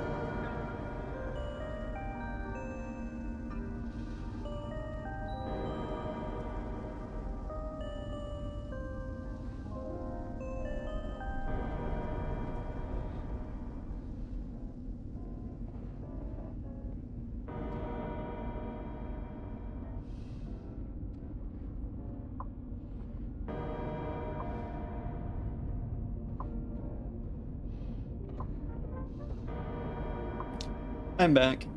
Ship's alarms are still going off. I don't think the shields are a problem. I think stuff just heals itself once I warp. I had a buddy text me, imagine if I called you right now, and I thought he wasn't aware I was streaming, but then he sent me a snap of my stream. I do ramble about it, but it does just, it's different than other sci-fi media I've seen, but I feel like just being in the genre of Wi-Fi, it really does remind me of, like, I draw connections to like the Imperial Star Destroyers and everything, but the physics is also just really different. And it's also like gorgeous. It's gorgeous while being within the bounds of a specific art style, so it doesn't go for realism or anything that can get outdated. But one thing I am curious about is, oh, that's a warp map. Did it come with any ships for me? Nope, just the one I had. Alright, so that was all my money. That is the problem. At least I thought it was. See, you can see my money right here. 54 mil. That is how much we had to start. This ship cost 45 mil, I believe. Something like that. Why did it not charge me for that? I do own this ship, right? I mean, I can access all the stuff in it. I'm kind of scared. Imagine it bugged out and I just lost everything. Transfer items from ship to freighter. Nope, this is definitely mine. Alright, well, we got a pirate Dreadnought. We are now a pirate, more than a pirate captain. We are a pirate commodore. In fact, I think my knowledge of Navy ranks, or old-timey Navy ranks, isn't very deep. Not as deep as my knowledge of No Man's Sky. For all the years I've been playing this game, now which I ramble about it. But I think having like a proper capital ship is, I think, more than Commodore. Not too worried about it. It does look extremely evil. Nefarious Awe ship, for sure. I don't know if the thrusters are still down. I can't see them.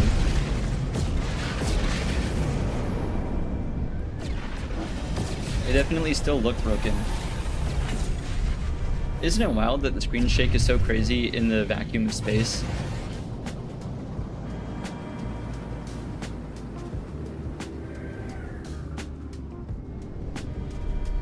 I will say though, the astute among you may have noticed the same thing I just did, where all of the pirate frigates are gone.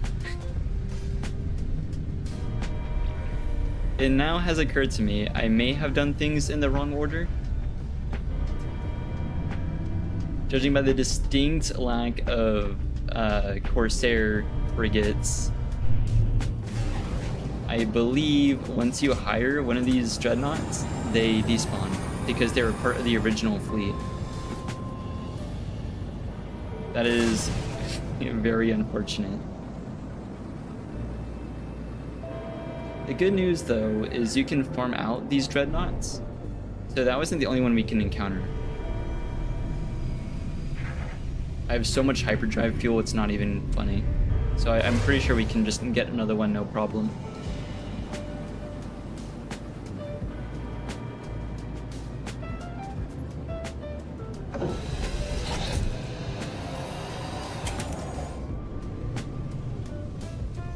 It's hard to get like far enough away to get it, not just in frame, but get a good sense of the scale.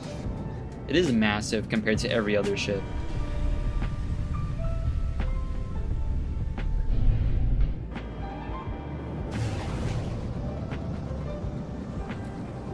I always kind of figured all the Dreadnoughts were the same, but this Dreadnought is significantly different from others I have seen.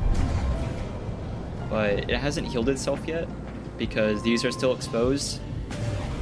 And I can attack them and just blow up my ship immediately. I'm not going to do that.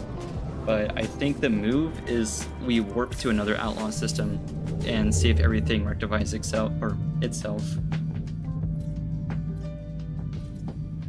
I'm like choking. I can't believe I lost all the pirate frigates, but I'm also kind of worried because again, it didn't charge me for this massive ship. That should have been tens of millions of units.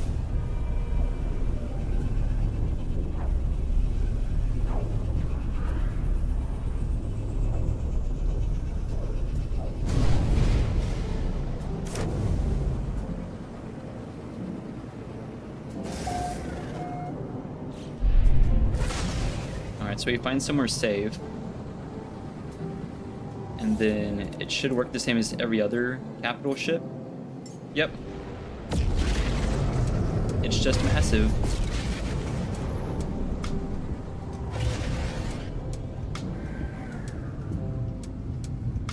And these are back online. Sweet. So yeah, no more alarms. It fixed itself somewhere in hyperspace. But like even, because I can go into photo mode on stream, right? So if I park as much as you can park in space, we get away from the ship, trying to like set it up next to the turret. I could land inside that turret, barely, or at least on top of. Like if this was a planetary surface, I could absolutely land on top of that turret. And that scale just kind of boggles my mind. Like the size of the barrels on these cannons too. I don't know, it's just so novel to me because I've been playing this game for so long, right? And every time I come back, there's something like this that I just wasn't aware they could have in the game. I wasn't aware that was something they could do. What happens with a lot of games on this scale is they use some sort of architecture. And I'm no game dev expert. There's other people who know more about that than I do. But just kind of as a hobbyist, as an amateur, I feel like a lot of people get limited in the architecture they choose. I might be wrong about that impression, but that is the impression I get, right? But every time I come back to this game, it's always something like this, right? But I still have my money, so I think we're fine to go ahead and get that support ship. I thought we'd have to farm out more units, but I guess not. Not gonna worry about it. It would be really funny though if they just flew away. Like it is a pirate ship. I would be very unsurprised if they just left me.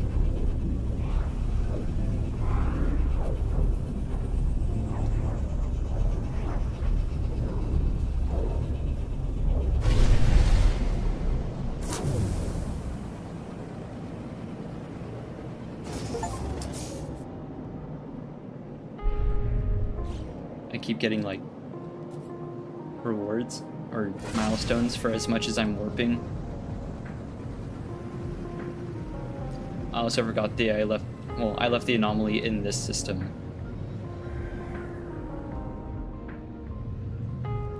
So I think Pirate Dreadnought, now that I do have a freighter, really embarrassing that I spent like the first hour and a half of stream farming it out when it was destined to never appear because I didn't own a freighter. But now that I do, it should appear every 3 to 10 warps into an outlaw system whenever you warp by ship. I believe we've done 2 already, so it could appear now. Although the odds are very slim. Yeah, no.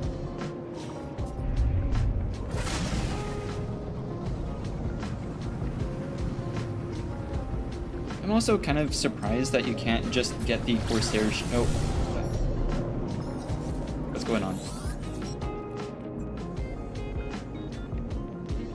What's all this? They left us.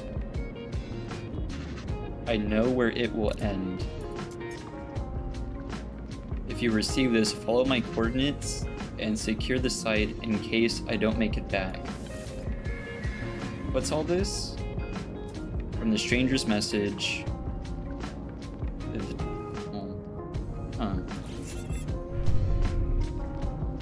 Dreams of the deep. That sounds incredibly foreboding. Lost beneath the waves. My starship intercepted a strange signal, a recording distorted by the sound of rushing water. It seems like a distress signal, but there is little to identify the source beyond a set of coordinates. I should investigate. I have gotten that before. I think I know what that is. I think they added that a while back to show off some of the new underwater stuff. I'm also incredibly unsurprised I'm being attacked by pirates right now.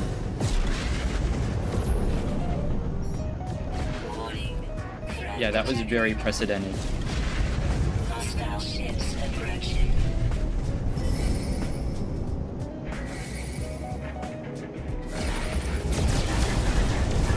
Okay, well, I was waiting for that one to appear.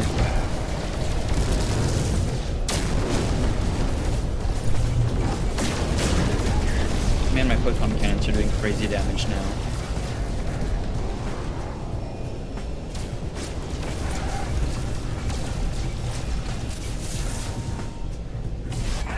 There we go. Still love the rockets. I like how the game starts you off with rockets because they're something that are great to begin with. They're great for mid-game. They're great for most occasions, but they do get a little worse over time. So it does encourage you to move into different weapon systems, like space shotgun.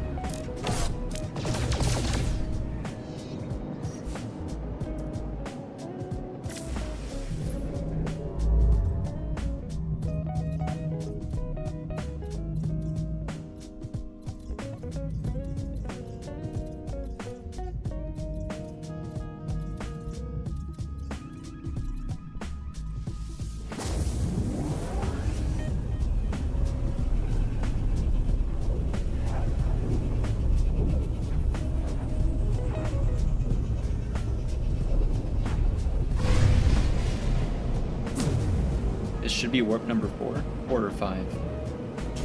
It's 4.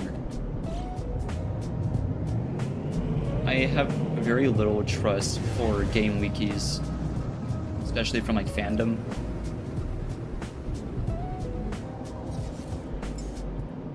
So again, I would be very unsurprised if the whole at most 10 warps thing wasn't true. Hyperdrive is no fuel. Hard to believe. Oh. 0% is crazy. Technology recharge.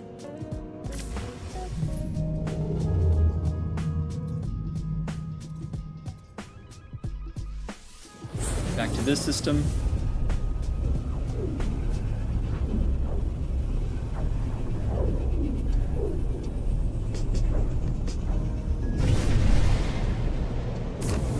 Like another connection I draw is between the Sentinel walkers, like the big walkers, and like ATSTs. I think that's just an inseparable part of being in the sci-fi genre.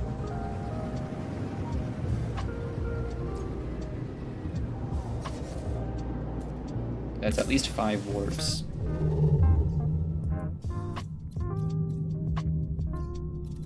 Oh. Nope. Nope. None of these are the system I want. Just this one. There we go.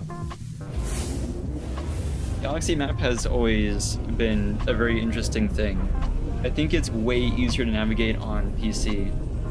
Like, significantly easier. The Galaxy map on console is just horrible. Or at least it was, but... Oh man, I don't miss that. Oh, well, it appears it was true. Warp number 6. Alright, so this time, we just destroy this dude. Well, technically we don't have to destroy him, but we do get a reward if we do so. The only other way I see this going is if I board him and it ends up this guy's like S tier. can't stress enough though how slim those odds are. See, the cool thing about Space Shotgun is generally if you're consistently shooting at something, it is destroyed before you even realize it. Super not eager to get in front of these death lasers. They're so many times larger than all the other anti-ship lasers on the other freighters. Take care of this turret, drop into this trench. So these orbs are what is providing shields. The cores that come up afterwards are just for bonus damage. So the gameplay route seems to be disable engines so they can't escape, fly from trench to trench, disable shields, and then if they're still up, just loop back around to the first trench and take out the cores. Okay, unless you get stuck on some of the geometry.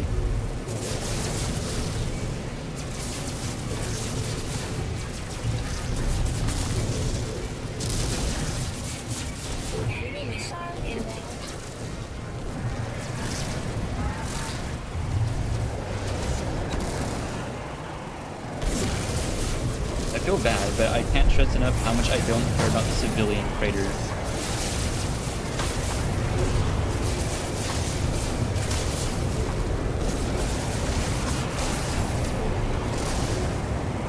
Back up.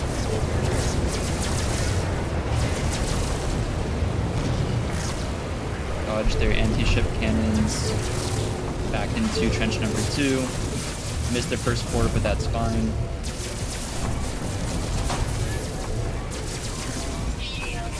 My shields are down. That's problematic.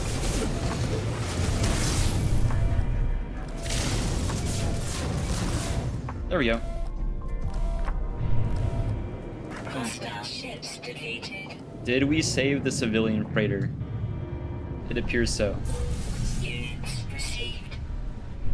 I didn't really have time to fly away and zoom out from the fight a bit, but the way this goes, I believe, is if you just kind of fly around and observe, the two freighters will start duking it out. Like, you saw the Dreadnought firing their lasers, and it was kind of hard to see, but the civilian freighter was fighting back. I don't want to buy your ship.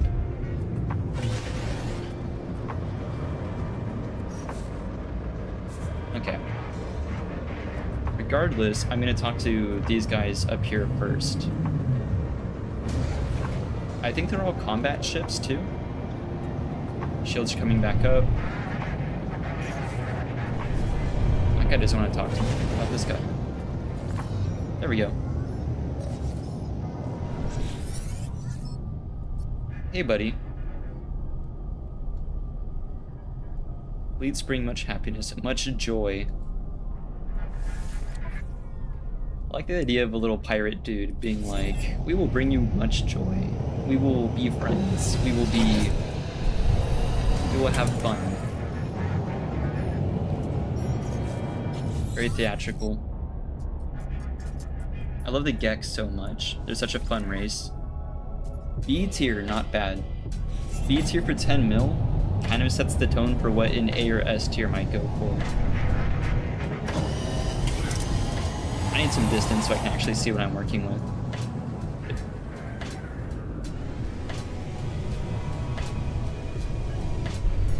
Oh, there's so many. Okay. Go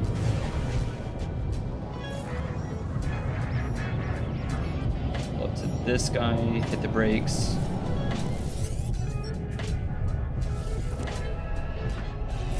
That might have been the same one. Not like they all look the same or something.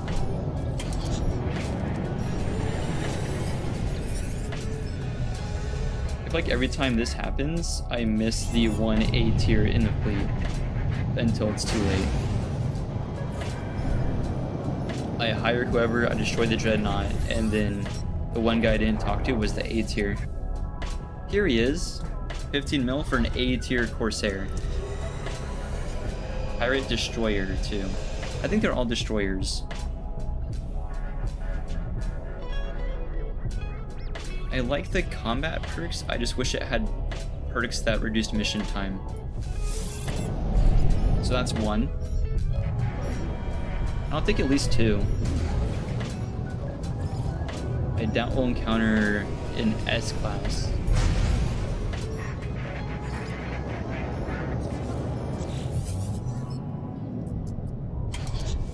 Inspect, C tier. I think we go for the B tier if that's the case. Because you can level these dudes up.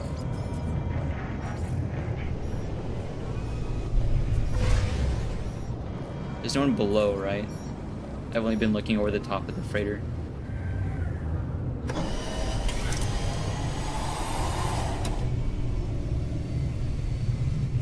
Oh man, there's this guy way up here. Also, rightfully so, the other freighter that we just saved should also have a reward for us, so it goes both ways. Nope, also a C tier. This guy just hired as many people as possible.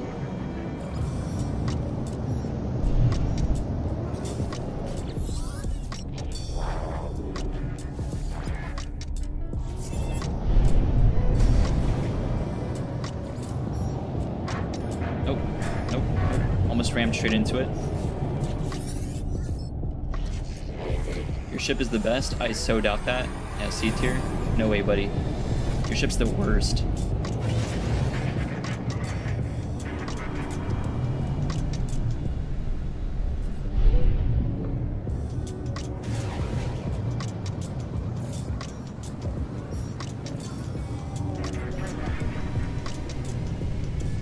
Alright, I'm getting lots of blips on my mini-map.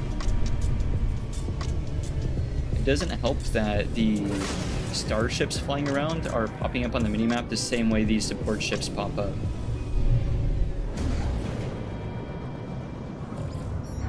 But I think that's everyone we could have talked to. So I'm gonna find the B tier.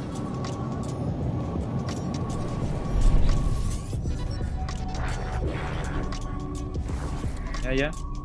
This guy, sweet. Alright. We can still interact with the pirate Dreadnought here. Maybe it'll be a higher tier, and we'll get lucky. None of the stats matter besides fleet coordination, which in and of itself doesn't matter that much anyway.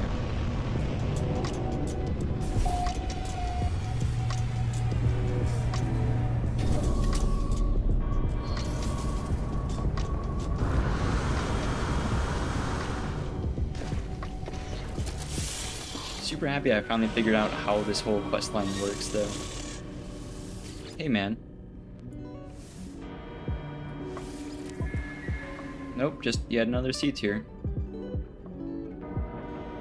These stats make it look better than my current one, but... Oh, actually we can compare. Better hyperdrive. Again, I don't really care. Storage space. Even less fleet coordination. Okay, well... No thanks, buddy. Second question, if I loot this guy right now, if I take tribute, can I also just shoot the ship afterwards? I don't think anyone cares, right? It is a pirate Dreadnought. I think we just destroy them. Sorry, buddy.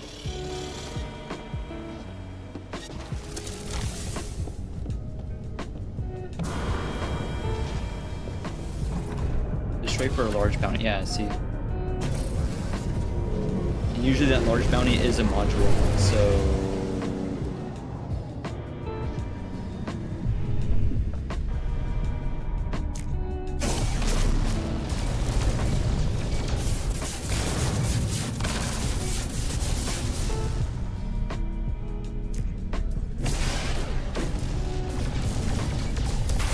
There we go.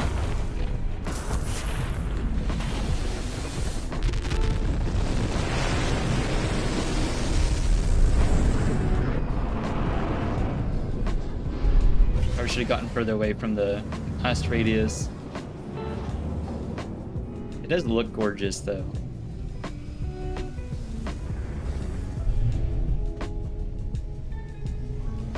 Last time it did drift there for a very long time.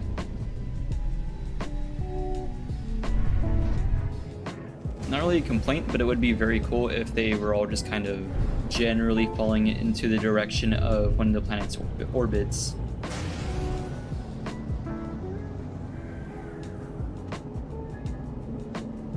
Also, this guy just... Oh, civilian fleet, significant bounty. Oh, so it already gave me the bounty.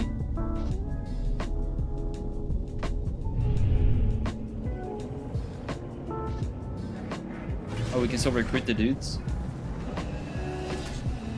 Question mark? Oh, we can. But I think I've already investigated all of them. I think all of these are going to be C tier. So we are left with our ship, one industrial hauler, which we had to begin with, and then 2 corsairs. There they are. 1, 2. We can send them on an expedition. Actually, do I have fuel? That's gonna be a no. Alright. Almost crashed straight into my ship. That's fine. Okay, okay, okay. Pirate Dreadnought engaged. This happened last time. Kind of bugged out. Are we good? Are we fine? I'm gonna warp. Dreadnought quest is very cool, but it does seem kind of buggy.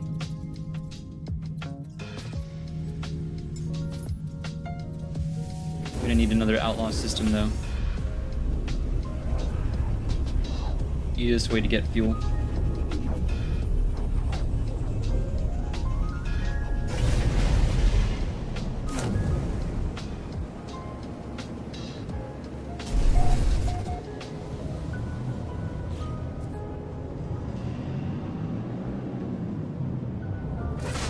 Alright, we're not being randomly attacked. That's fine. I don't know what happens. Maybe the old Dreadnought's interceptors finally come around to attacking you.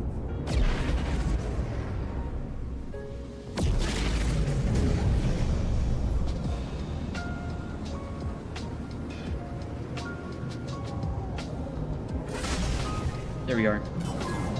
Waiting for these guys to show up. Hostile scan detected.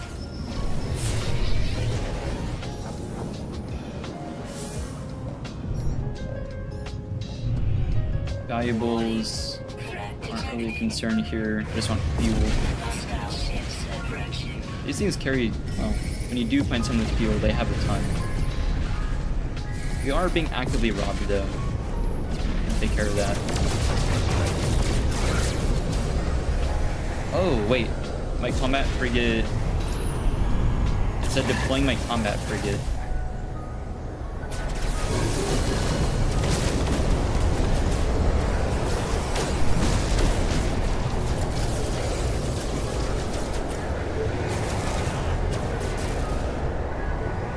Everything is so close quarters here.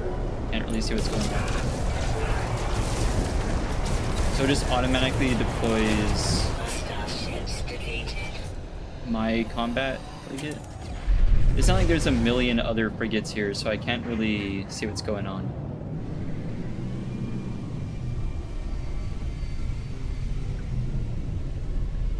I mean, if that's the case, that's pretty cool. Can I summon it before I engage someone? No, but I can hire a squadron. I'll keep that in mind.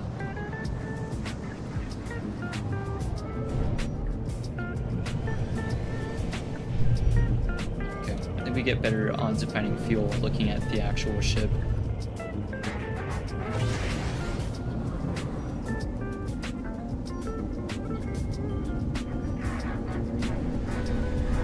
Hello? There it is. Chromatic metal, valuables, gold.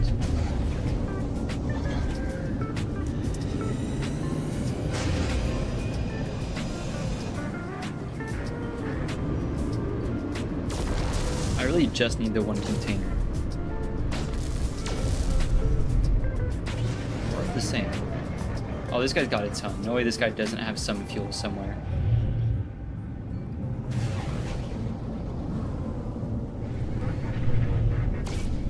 Oh.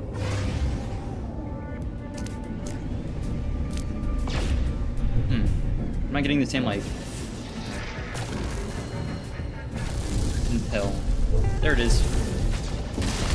Usually it'll tell you what's in the pod before you fire at it.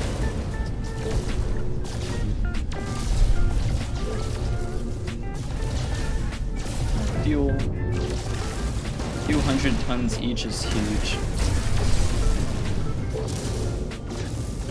I don't even care about the valuables right now. Alright. That's like 400 tons of fuel I just picked up.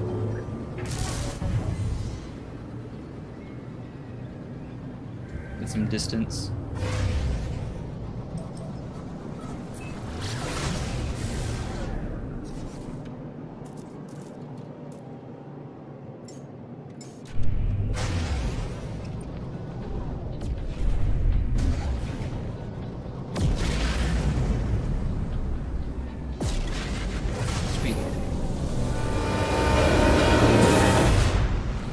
So we have the pirate fleet going. We just need an actual terminal for us to launch expeditions. To make the pirate fleet go on expeditions, really.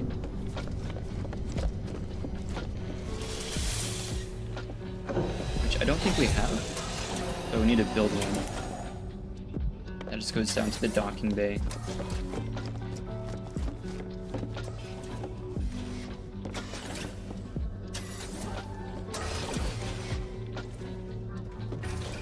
Use this.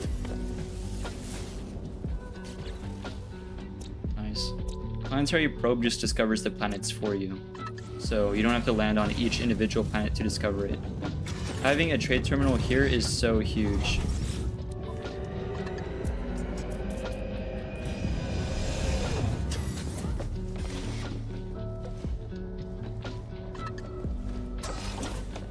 Appearance modifier really doesn't matter. Lead command room.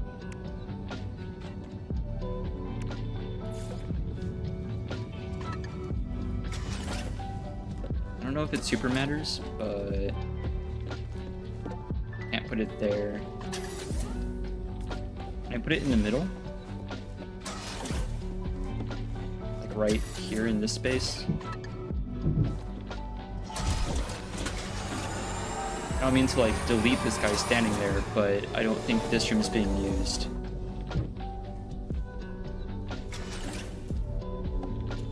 Yeah, see, so if I... Yeah, see, the guy inside this module. Oh, no, oh, well, he's dead.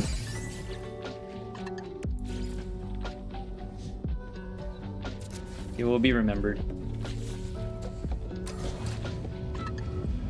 Anyway. Scientist okay, I see. Scientist required. That actually is something. I thought that was just for decoration.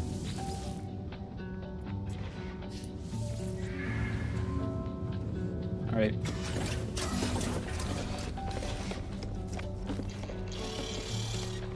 Hey, buddy.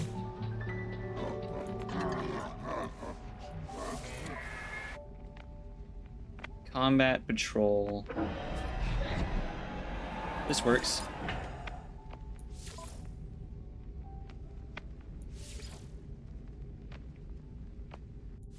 Pirate destroyer and a pirate cruiser. I don't think we need the industrial ship on this one. In fact, rating, fleet rating, industrial expedition. I think what we do is we launch 2 expeditions. The A tier Corsair can take on this one by themselves, and then talk to this guy. Oh, we need another fleet command room. Okay, fine by me.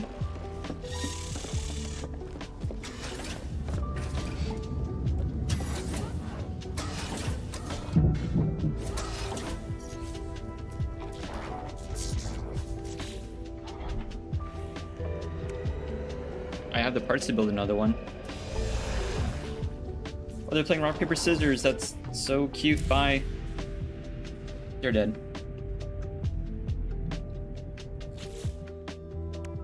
I'm sure they'll be back.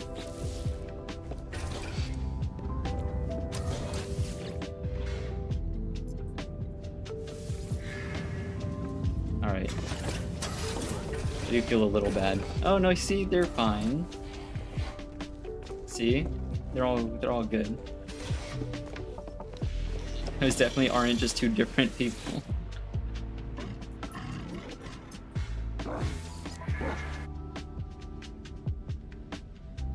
All they wanted to do was play rock, paper, scissors. We can do this longer one.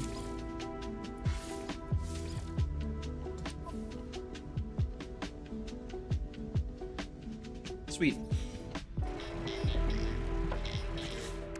I already had a module. I probably should have installed that first. Salvaged. To improve the mining. Well, I really don't care about that. Expedition mining ability. Yeah, okay, sure. I don't see how that's gonna be. Whatever. Not gonna worry about it. Freighter module. Am I already at full or what? No. Oh, I have to use this at the terminal. I see. Okay, both of these you use at the upgrade terminal, which is here. Oh, yeah.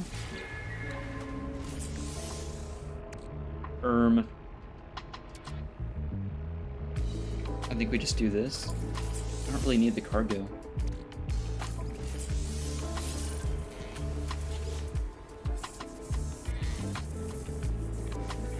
Base parts and upgrades. Oh, that's what these are for. Right. I understand. But there's no way to increase the class of my capital ship.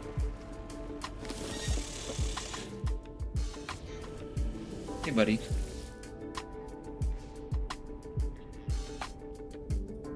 No. Oh, wait. What's this thing? Engage singularity engine. Huh. No clue what that's for.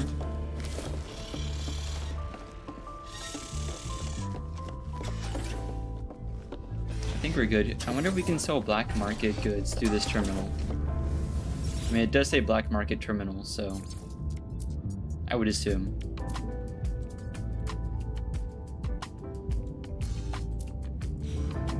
Oh, actually, well, easy way to check. Can I buy stuff through it? Not really.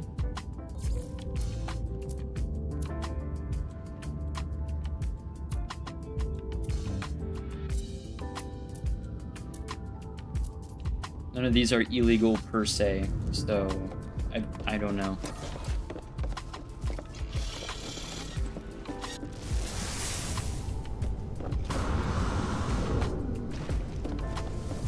I think the next move is I go use the teleporter in the space station and we'll go check out my planetary base. See how that's doing. We can call the freighter in overhead to see how it looks from the planet. Because you can like call them into like a high atmosphere flight. Oh wait a minute. Well, I guess you have to check. My planetary base, I don't know if that was in an outlaw system or not. And if it isn't, then I'm gonna have to go through the anomaly, but that's no big deal.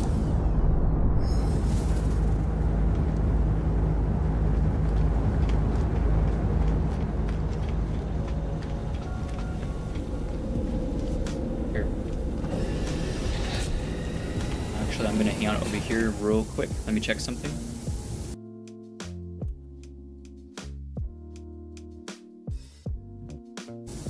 Alright, all good.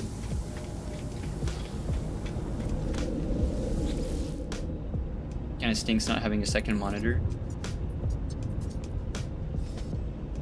So, planetary bait. Actually, I can just check this, right?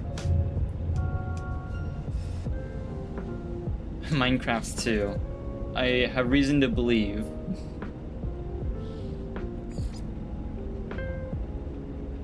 Paradise Planet sounds right. Alright, let's warp to Minecraft 2. I forgot for a second what I had named them. We'll never guess what I'm gonna name my third base.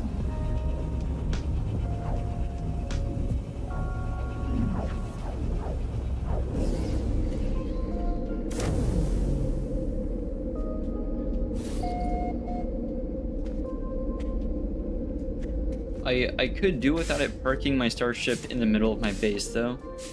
I don't mean to complain.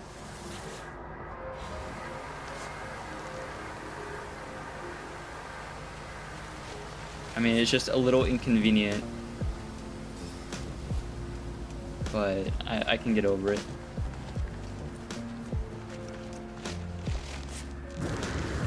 Man, this place is gorgeous. I love the world's update.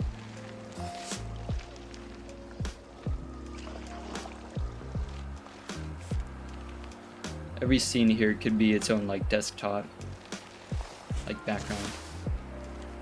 I almost forgot, we do have a little dude we can summon now that we're here. Summon a legally distinct Snorlax. Hey, buddy. Feeling gracious. That's a very complex emotion for a legally distinct Snorlax. Gently pat. Yeah. Okay. Alright, well... Have fun, buddy.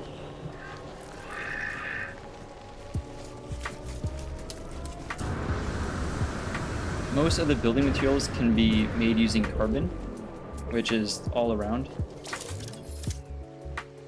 Oh, he's just following me.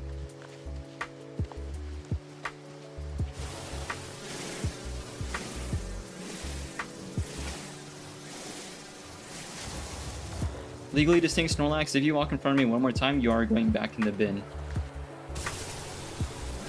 Alright, you're going back in the legally distinct Pokeball. Bye-bye, buddy.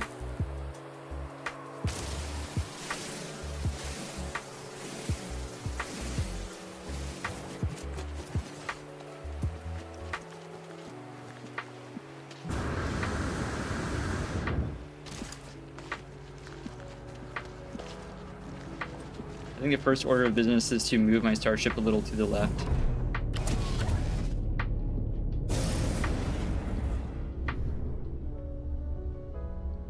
Move it over here.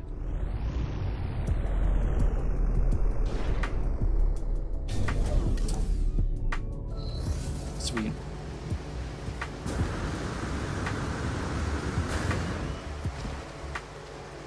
Our base is looking pretty bad, so we're gonna fix that.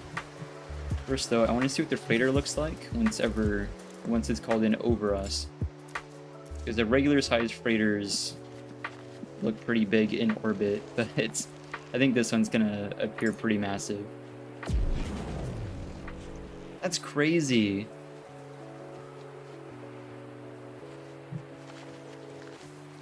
I think it's a bit harder to see on stream, but it's like a whole thing.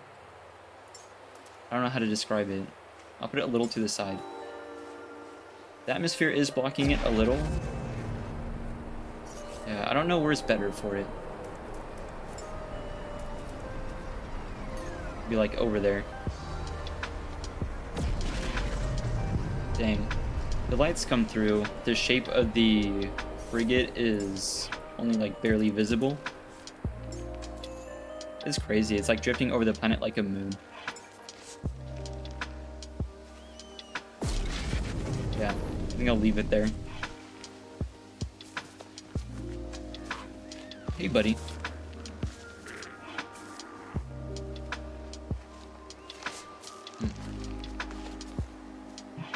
Alright, so I don't know if I have more than just like the basic, very basic base building parts. Other than these are new. Those are just decoration though. Yeah, no. Not even any windows, really. I'm gonna need a lot if that's the case. You can build this though. A little sodium light.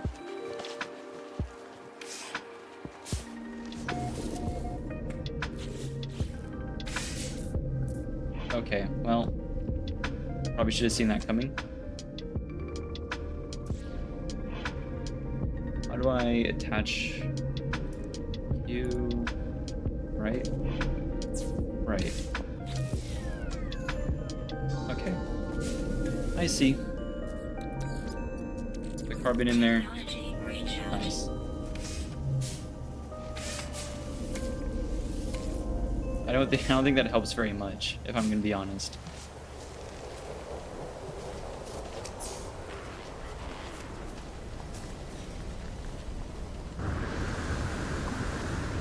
So if we're gonna need more base building parts, we need more of these buried modules you can find laying around to give us the points to upgrade those parts, or to unlock them to begin with.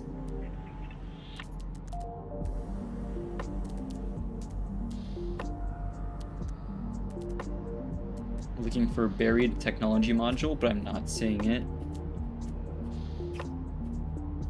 Darn.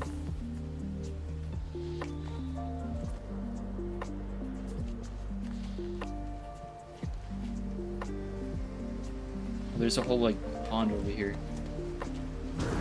Unless this is just a continuation of the same lake, which I think it is. So the cool thing, right? You see it more on oceanic planets, but if you go explore the beaches, you can find like little tide pools. And in some cases, like in last stream, I don't know if it's kind of where they're set to be on purpose, but you can find like these little crab-esque creatures crawling around in the tide pools or around the tide pools.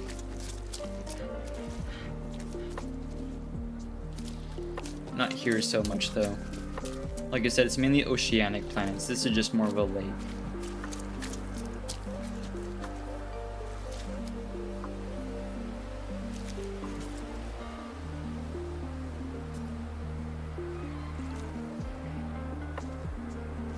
Very pretty though.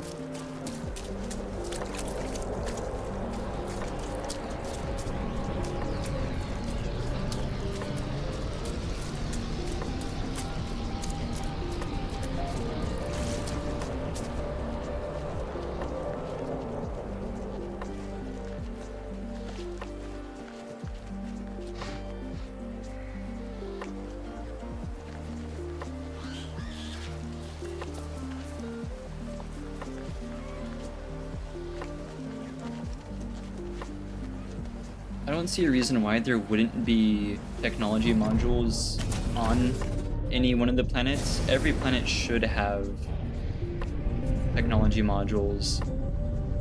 I'm trying to think. Maybe not like the derelict planets, but these should have no trouble having them. We'll land here and check it out. If not, we can go take care of that sentinel pillar up there on the planet. Cargo drop.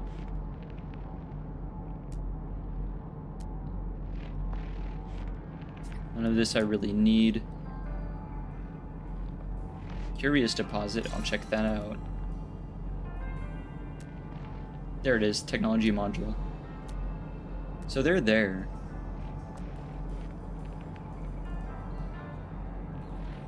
Sentient plants. Always encounter weird things whenever you're scanning around. Go after this module.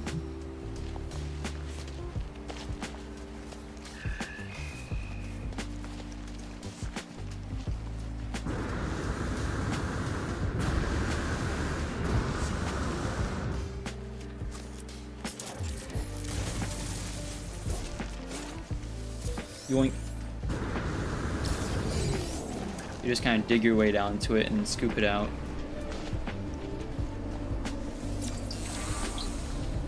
Learn the Gek word for A.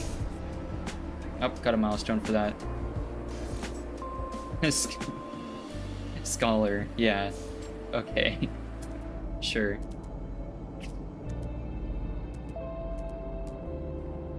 The bar is kind of low. The curious deposit is gone.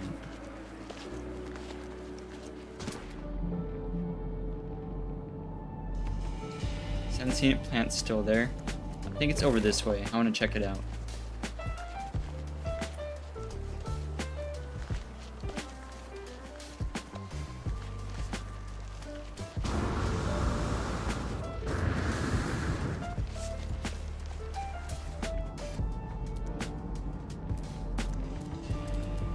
Nope, yeah, up there.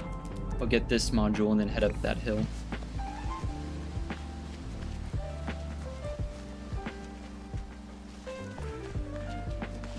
Most of this game is just casually exploring, and I feel like that's the best way to play it. Because if you're always grinding out for a goal, like we were earlier, then I feel like it kind of loses its fun. Like, it's an exploration game first and foremost, is what I would argue.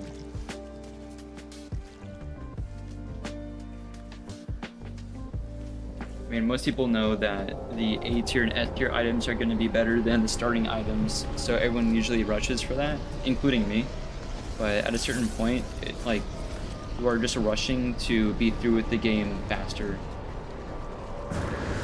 And if you're actually enjoying yourself, I think that's just kind of impeding your enjoyment of a video game. Technology recharge.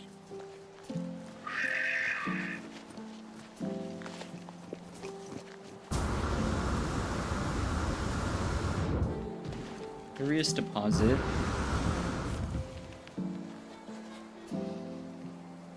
That is curious. Oh.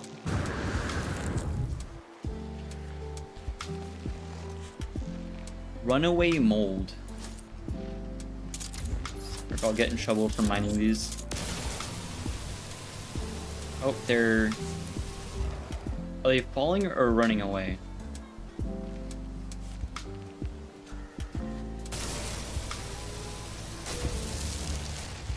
Well, that's actually a ton. That's worth a lot of nanites.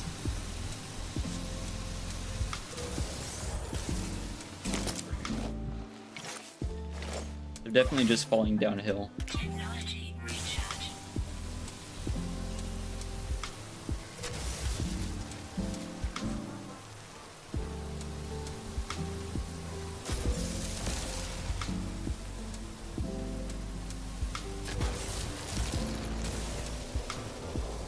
I thought this would just be like a few. I didn't realize it would be this much.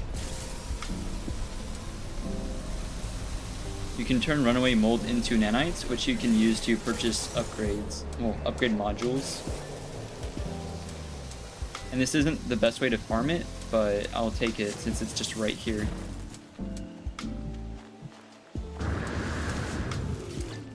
Luckily, I have this thing. I already have some. 3,000, wow. Okay. Worth 610 nanites. I'll take it.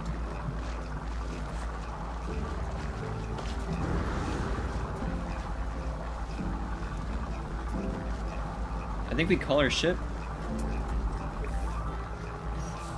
which summon dragonfly. I forgot to recharge the launch thrusters. So we walk back to the dragonfly and check out that sentinel pillar. I don't know if the sentinel pillar disables sentinels all across the system, but it'll disable the sentinels on that one planet. So we can farm that planet a lot easier. It may not be permanent though.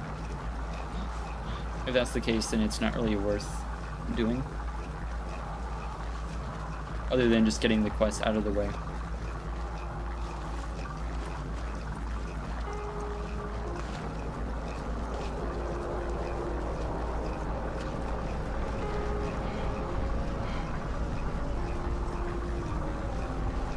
Oh man, you can see it a lot more clearly at night.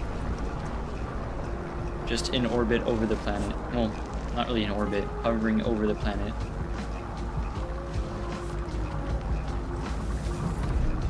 Right. I don't think I have spare launch fuel. I'll have to make some. Hydrogen and metal plating. I can make one of those things.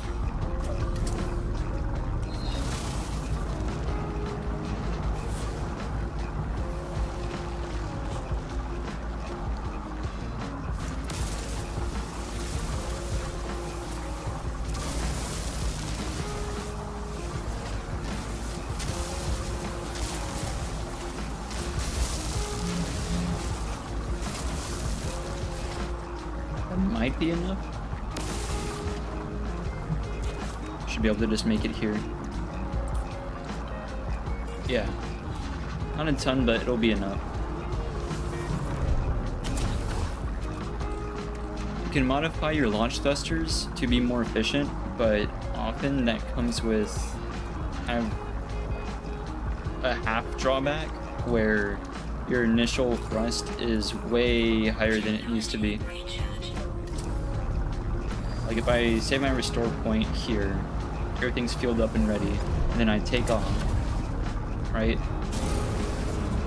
We launch and start going at about this altitude, which is about where I want to be. And when you upgrade that, I believe the way it works is the higher up you get launched. And sometimes you don't really want that.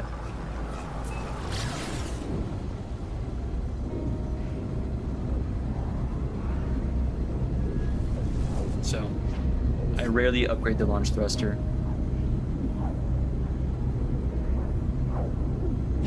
I also don't recall if it was one of these planets or a planet in another system that had the floating islands.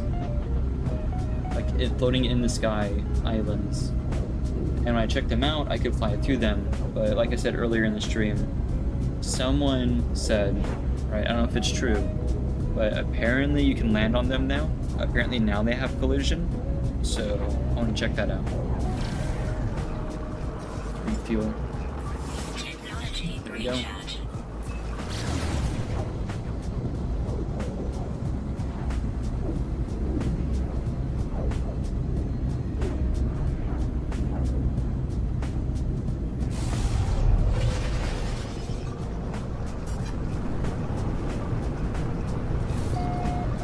I don't know if this is something I can just attack or have to start hacking it, because my ship to land weapons are pretty solid.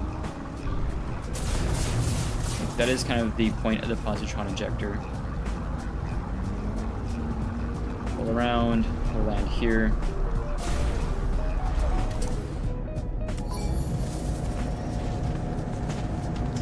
Investigating.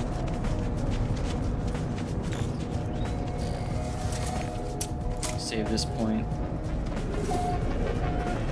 Harvestable Sentinel technology. So, what?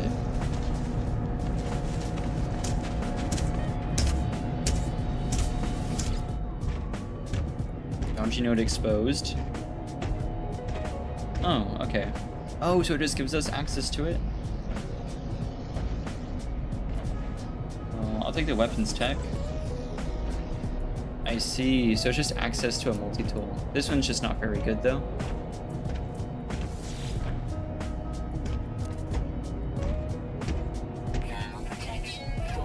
I'll access logs.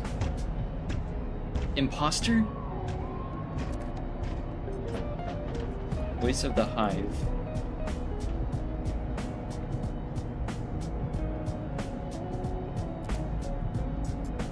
Since we had no need for visual manifestation or physical form, our invisible eyes would record, sort, delete the life and death of every world that ever was or would be. We had no thoughts, no personality, no dreams. So I think the more of these you unlock, the more of, well, the more the story of the Sentinels get shown to you. This being the first hive, that was kind of the first message. But I have a feeling the further we go, the more we'll kind of get a better picture painted of what the Sentinels are as a faction. Because they are effectively just automatons, as far as I understand it. Well, not much to do other than shut them down. Oh.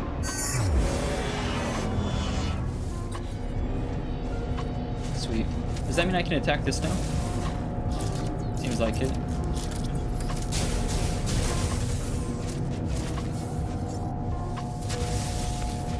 And every sentinel that died also dropped loot.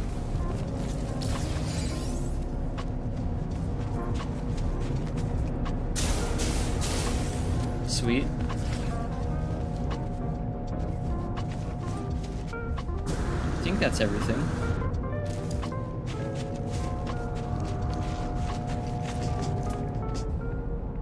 Combat supplies. One of them dropped loot over here.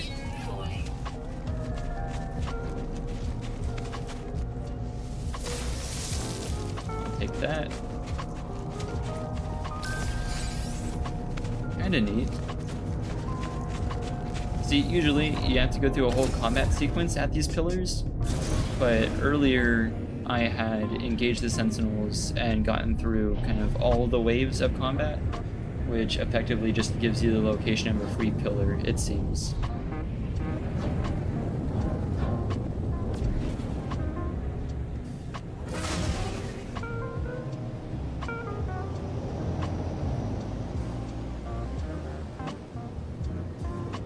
I also neglected to check with the local space station.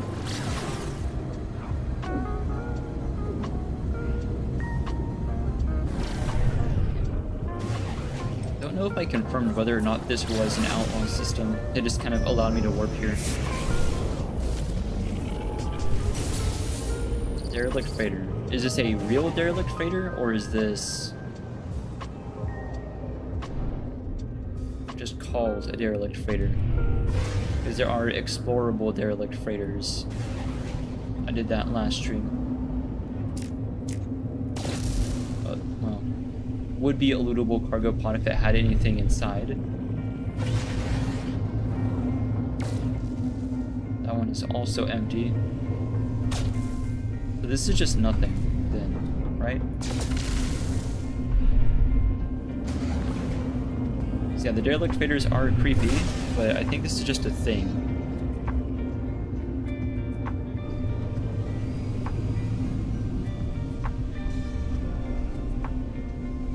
I don't see anywhere I could land. Let's go to the other side of this.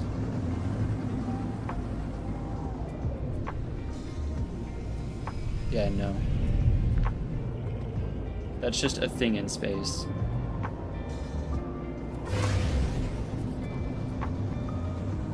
I like the concept, though, that you can just encounter abandoned starships and frigates in space.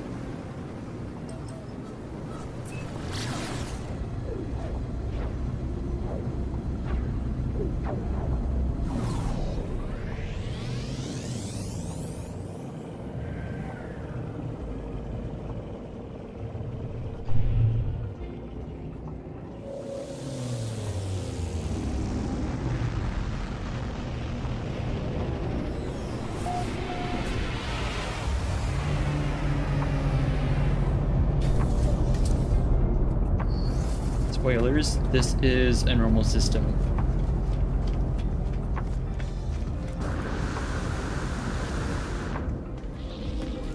But I think that works in our favor, because we'd be getting robbed left and right if it wasn't.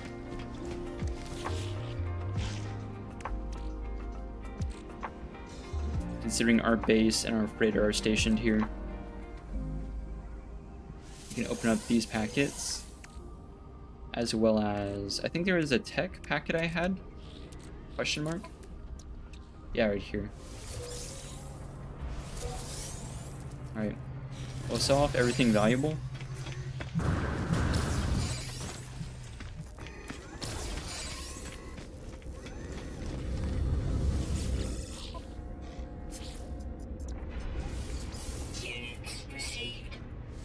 Hard frame engine. We got from that one walker we destroyed. Well, that we shut down. We keep the data, everything here. Transponder. Sweet. We still have over 30 mil, which is crazy.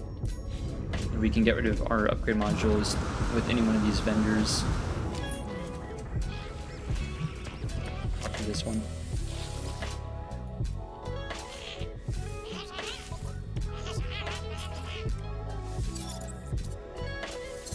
Sweet. I think that was all of them, right? Yeah. If I were to go explore a derelict freighter, A, that would take a while, B, I'd have to reorganize this whole inventory. So I might not do that.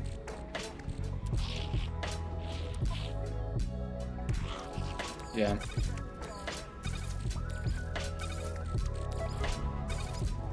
This is already in the exosuit. I don't want to duplicate anything. Just carbon. I can go. That's just dirt. Sweet.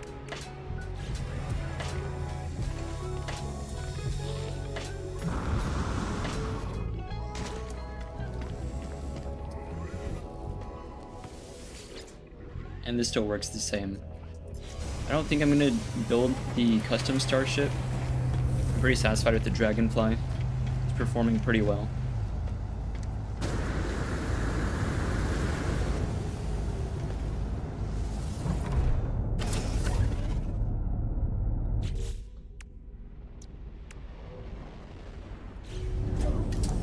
Almost forgot. I am gonna keep buying technology slots for it though.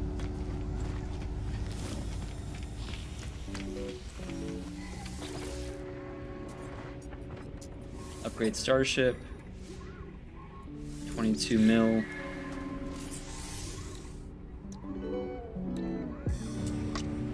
This one was supercharged, so I'm gonna buy one over here. Nope. Unlucky. It's gotta be like in this area, because these supercharged slots, like I said, I don't think they can be very close to each other.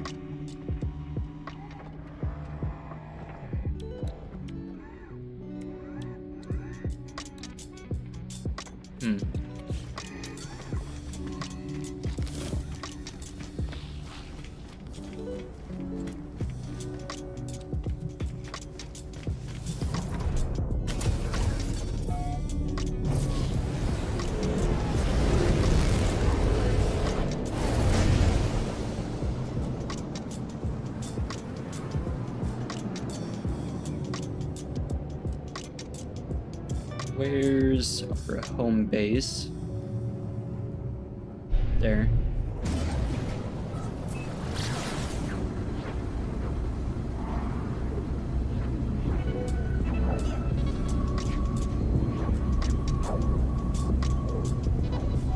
I really should rename this planet at some point. Bulgar Mono isn't a very pretty name. And I know it looks like, as we're on our way in, that there are large oceans, but I don't think that correlates with the actual terrain.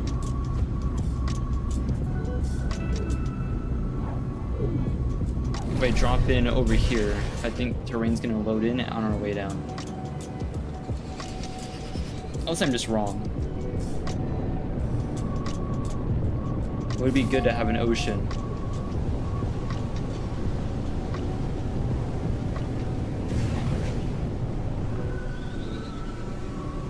That's crazy.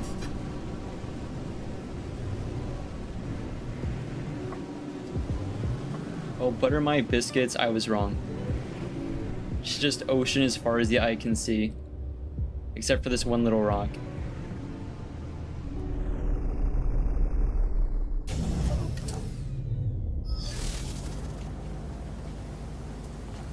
I gotta say, it would be really funny to move my base here. I should make a save point. Did I even unlock that? Yeah. It's gonna be a bit hard to get sodium nitrate though. The metal plating I think I can do. Right. I can do sodium nitrate. Save beacon, I need 15 sodium nitrate. That's fine. Take those nanites for now, I'll come back to those.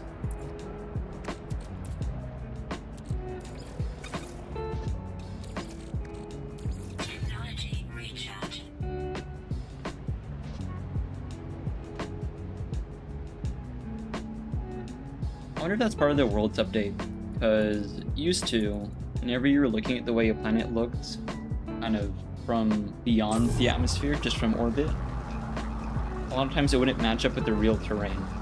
But this hasn't been the first time I've noticed recently that it does match up. And that wasn't really in any of the patch notes, or if it was, I didn't see it. But regardless, it's pretty cool. That's what I mean. Every time I come back after like a year or so, it's just significantly different.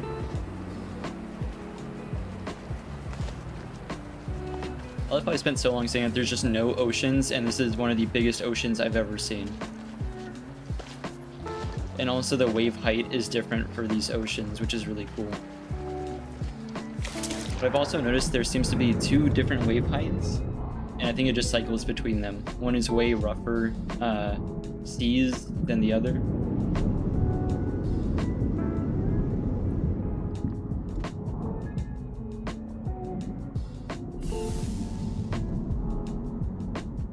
Kelp.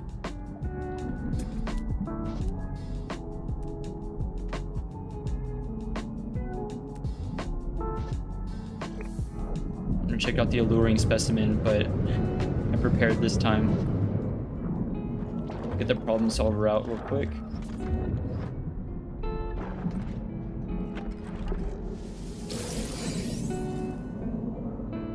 Oh, nothing happened.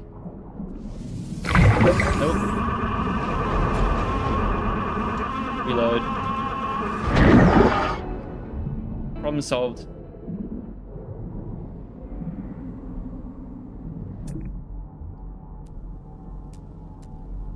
I wonder what determines what triggers it, because last time it immediately aggroed, and that time it took a second.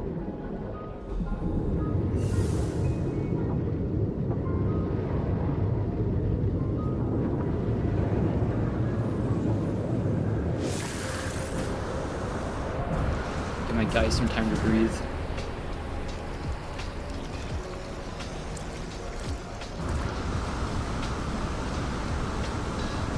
I don't see any major landmasses on the horizon, which is really rare for this game.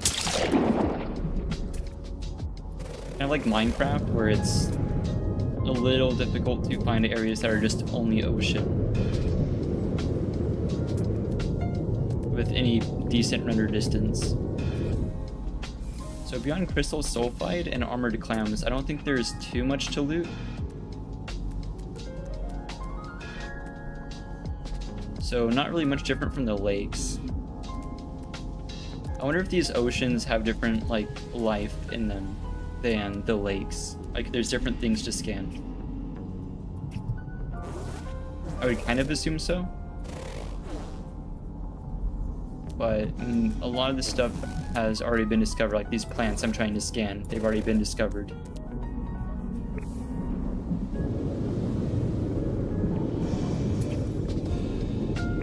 Those jellyfish things have been discovered. Yeah.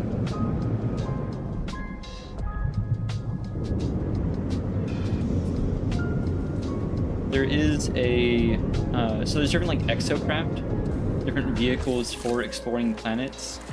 I like the one that's like a big industrial motorcycle, like an enclosed canopy. Right, that's one of my favorites because it's one of the faster ones. But they also have a, I think it's like a submersible. It'd be cool if they added like a boat, because most of the oceans aren't that deep, but the submersible is cool too. It's been a while since I've used it. Here, we're seeing some of like the rougher seas. Well, now they're flattening out, but kind of cycles between them.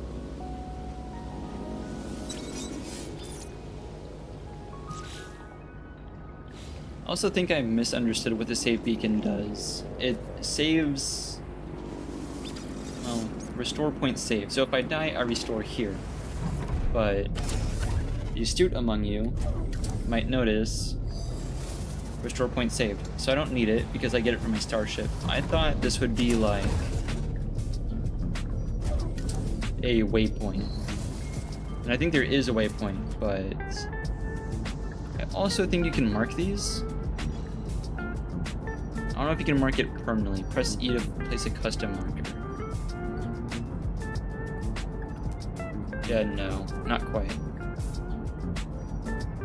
Well, I think it's hard to miss an ocean, so I can always come back to this.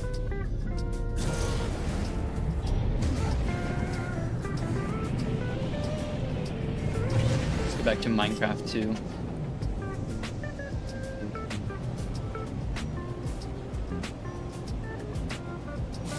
Oh, we're still suborbital. Come on.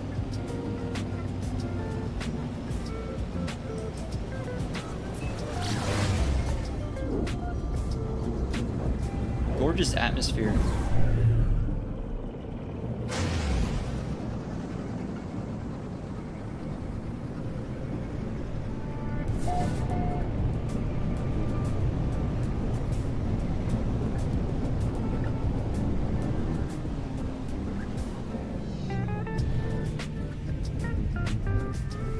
Land over here so we're not in the way.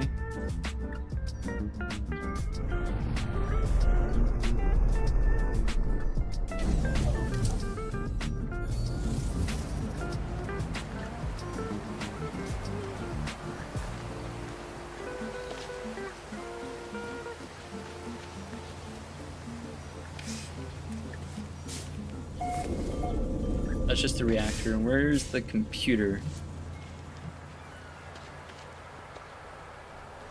I don't remember which one it is that we interact with to unlock parts. Yeah, no. Not that, but... Is it in here?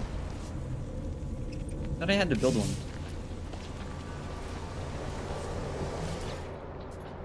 Construction, oh, well, here it is. Yeah, 2 carbon nanotubes. My ship has magnetized ferrite. Depends if I have the carbon to make these. Nope.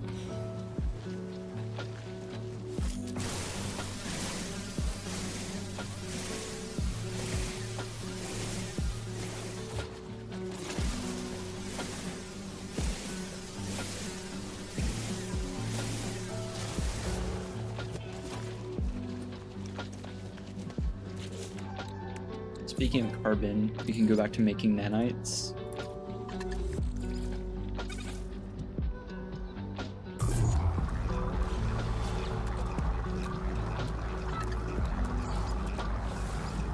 There we go.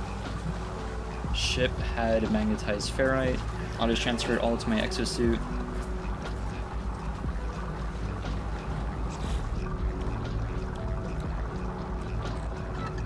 Thought I had more.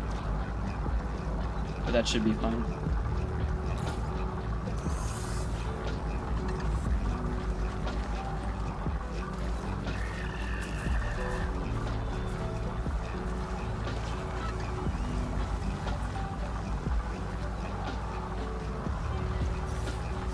Nope.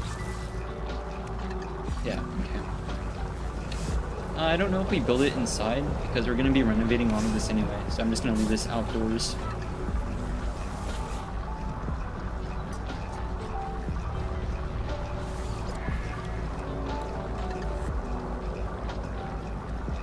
So this is timber.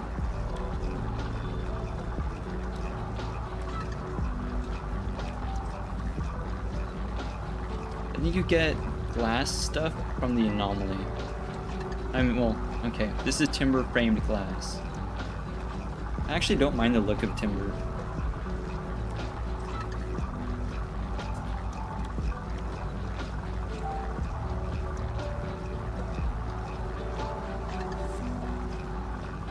Timber has windows. We could go for this.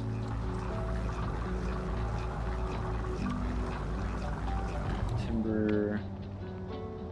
Just like a normal timber window.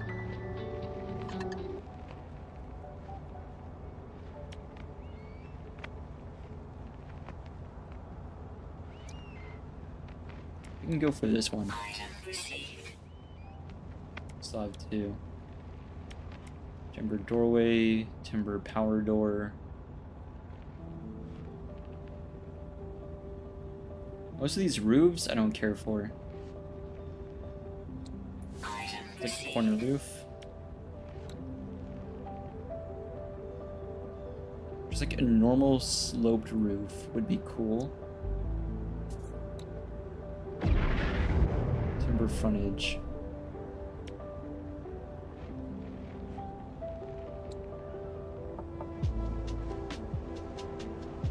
Yeah, but oh, here it is, sloped roof. Right. Okay. The problem is I bought that, but now I also need the gable for it. These sloping timber panel, right? Which means I need to find one more varied data module. It's getting kind of dark. There's one over there. I think I missed them earlier because I was looking for the wrong icon.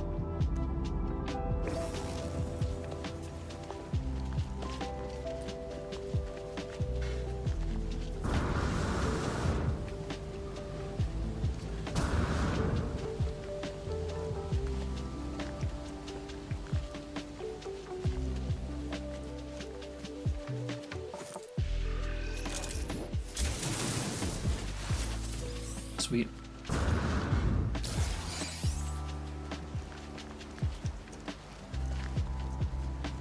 I got 4 from that. That's crazy.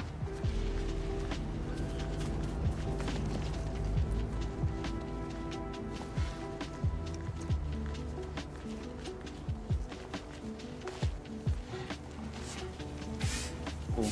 Let me check something real quick.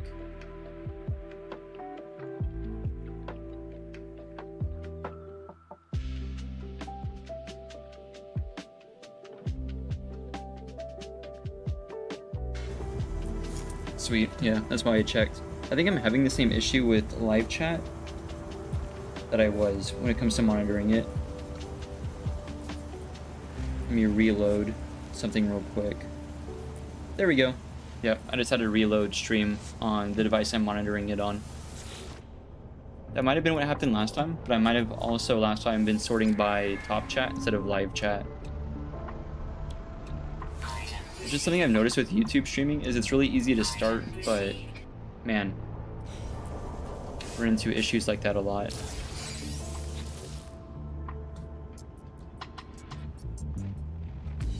Yeah, because I saw none of Rover's chats until now, but I had the feeling I was missing something, like this frontage.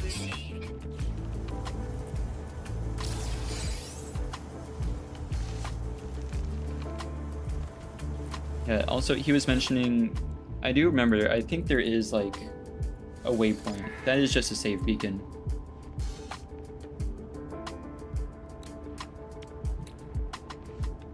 It might be from the anomaly. I definitely remember there was like something.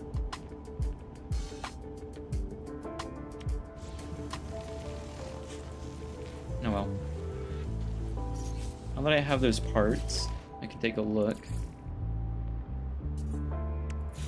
Definitely prefer the frontage, so I'm going to destroy this.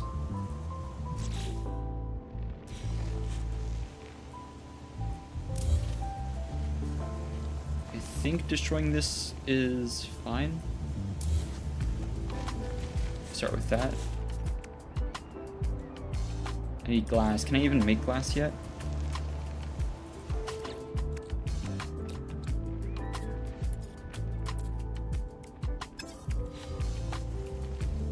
Really doesn't seem like it.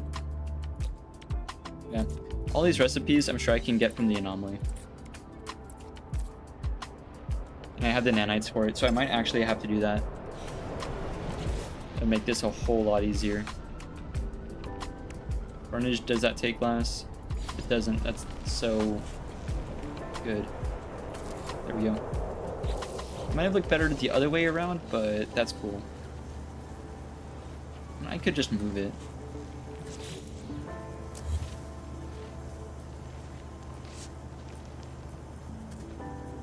Oh, so it's like totally reversible. Yeah, I don't see a difference. Sweet. For now, we'll just complete the structure. Just a normal timber wall.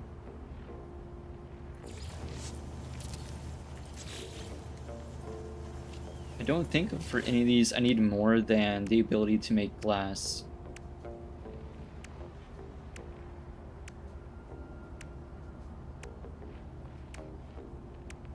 Alright. Looks like it's anomaly time.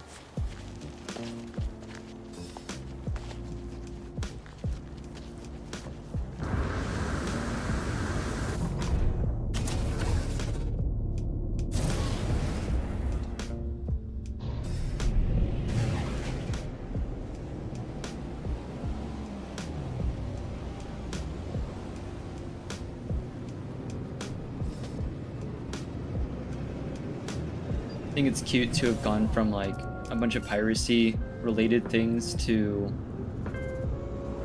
now we're just in base building. Penetrate in your... okay. There we go.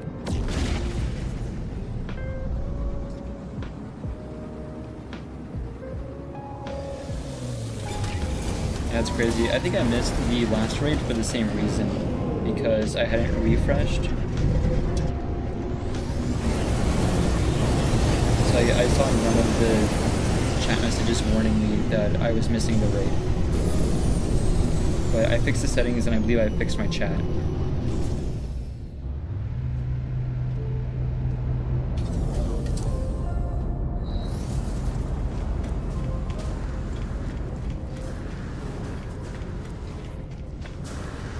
Oh yeah, have our nanites. We can just destroy these. That leaves us with almost 7k. Who's giving out ferrite dust? The bead's covering some of it, but some guy just gave 20 ferrite dust to someone. Alright, see, this is way more. Oh, but you need salvage data. I thought it was nanites. Ooh, okay. Man. Is this all salvaged? It is. I thought it was nanites.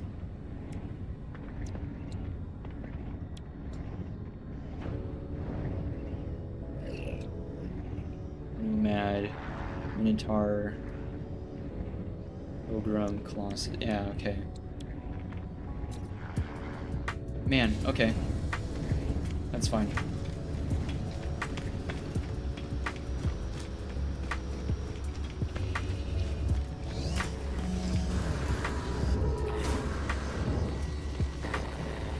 If that's the case, I'm just gonna fly out of the anomaly and drop back down on the planet and start digging those up.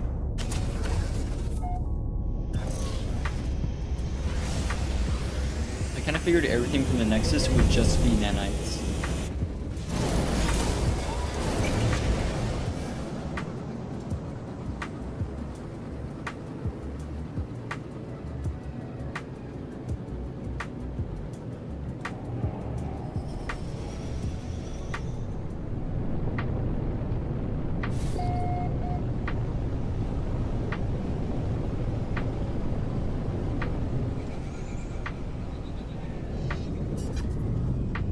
I guess I don't fully understand why like those two inventories are separated like that.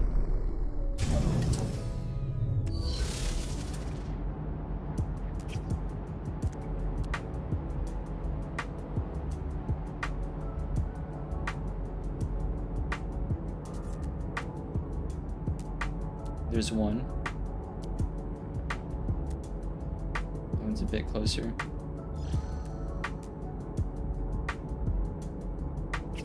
Alright. Last one gave 4, so hopefully we get the same luck.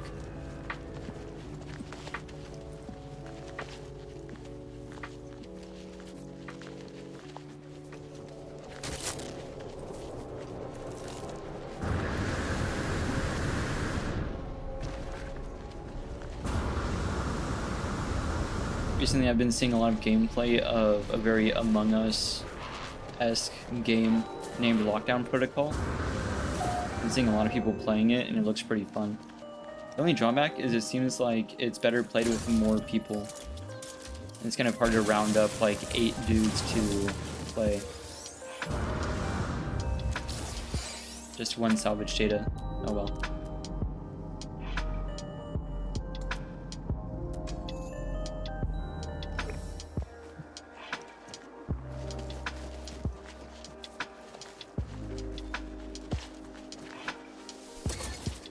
Because everything about Lockdown Protocol looks fun. It's just getting together that amount of people.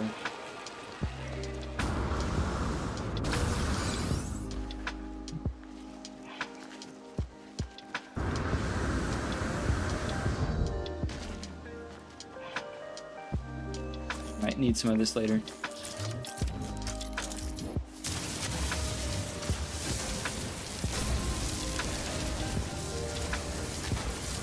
Sweet.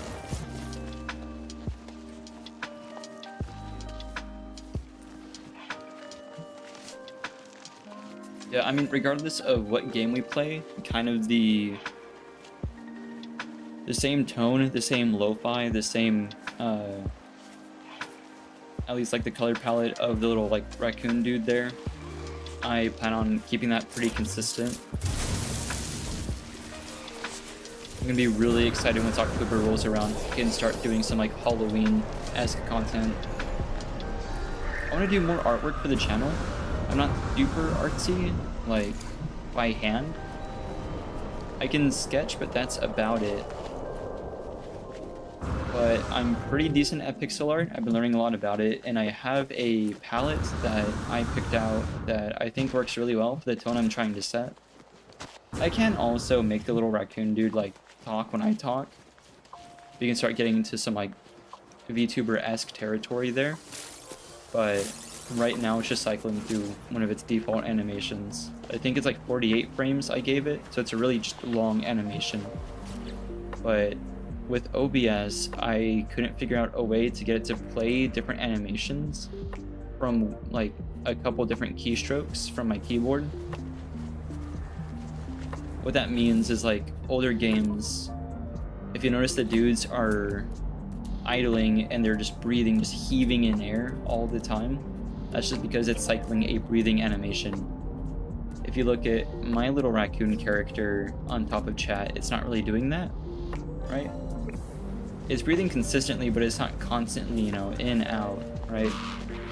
A lot of the way, and newer is kind of a loose term here. More recent games have figured out that you can just get the game engine to run in idle pose and every now and then play a breathe animation. So it all looks way more natural. I don't know a way to accomplish that on something that isn't a game engine, and I do want to get more into indie game dev. I know a little bit about it. I've tried a few different projects, but nothing really consistent.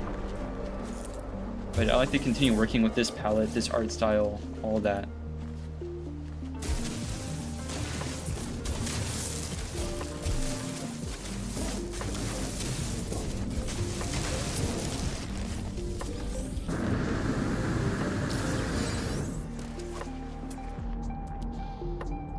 Oh, there's a building over there. That isn't just going to be the save beacon I unlocked over to the right, is it? I think we're in a different area now.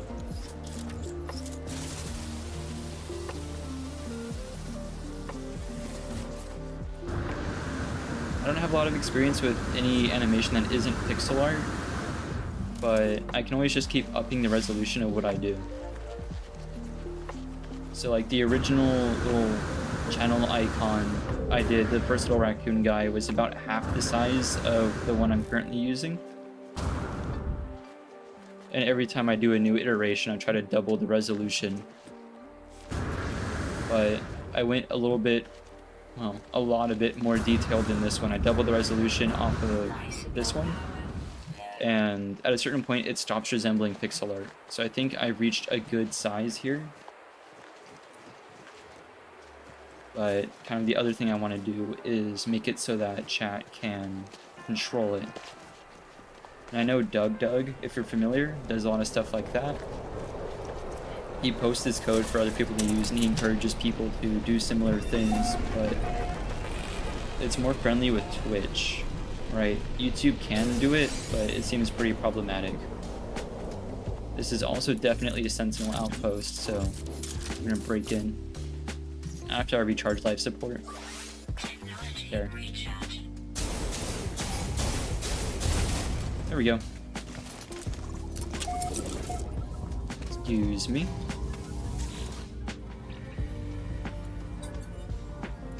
I think kind of what I would want going on is I'd want trade modules based. Oh, hang on, I need to read this. If I were to reactivate the correct workflow. Okay, let me reread it. Is scrambling the screen once visible as a chaotic jumble of alien words. Trade, trade. I know some of those words. We'll do trade modules. Nope. Misread. Wasn't much more than a 50-50. But kind of where I want it would be there being a whole screen, right? Like a whole instance, or not a whole like scene in OBS, but a whole layer that's interactable for chat. So instead of just the guy sitting there, chat being able to move him around and have him interact with a whole like kind of desktop. Maybe have some goals in there, have some like obstacles for him to jump over. Let chat be able to move the little icon around, and then just watching gameplay in the background.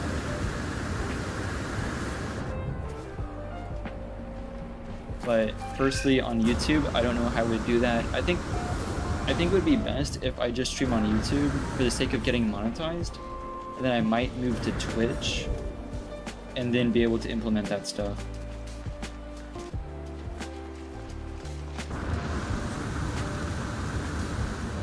Because I don't quite know how I would do it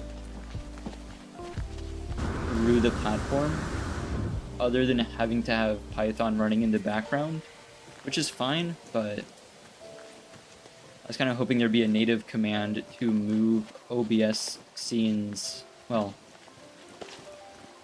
OBS sources around, right? Because the whole thing, like, it's an animation, but it is a source.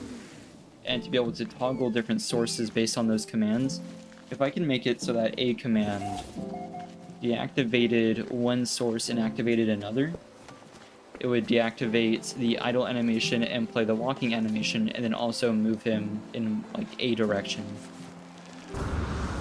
And then reactivate the idle animation somehow. I think there is a way to do that, but again, this is all just easier on Twitch. YouTube's fine for getting started, but for complicated stuff like that, I'm not sure.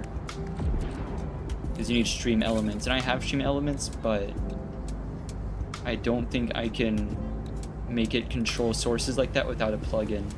So, all stuff I have to look into.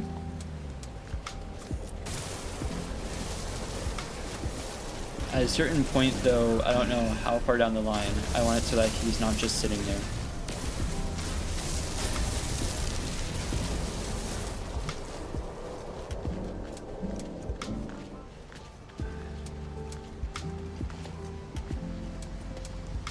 Unfortunately, I don't think any of those really gave me a bunch of modules. Like, I got a few. 6, yeah, it's nowhere near enough. I think we just have to move locations. This is the case where those exocraft would be pretty useful. Not too worried about it, though. The only thing you're losing is launch fuel.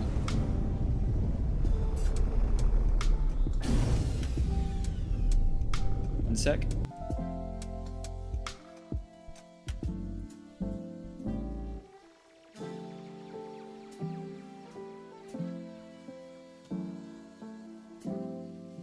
Cool. I just had to check stuff.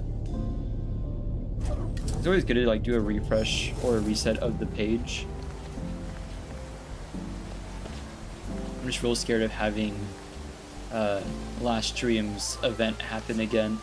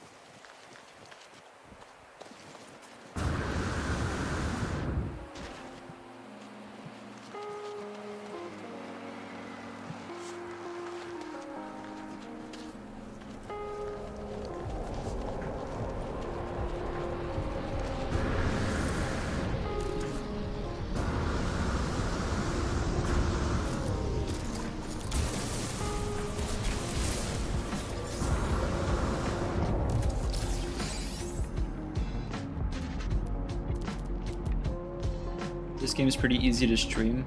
There's another curious deposit. I wonder if it's gonna be the same thing. This game's pretty easy to stream. There are other games I like to try. Obviously Minecraft, because that's a lot of what I do. Probably just other survival games as well. I was streaming Once Human for a while. I just kind of ran out of stuff to do, to be honest.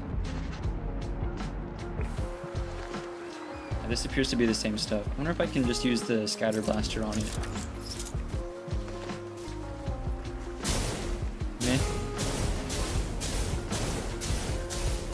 Doesn't seem much more or less effective.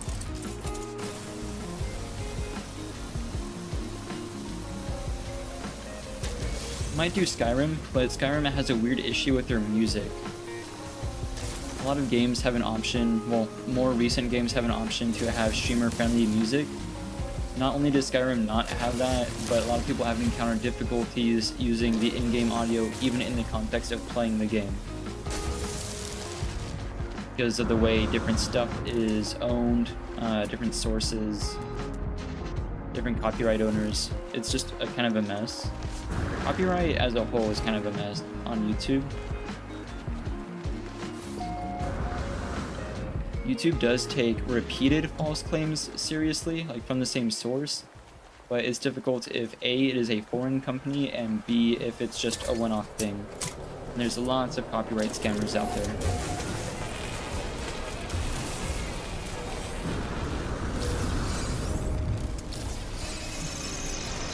But other people have talked about that as well.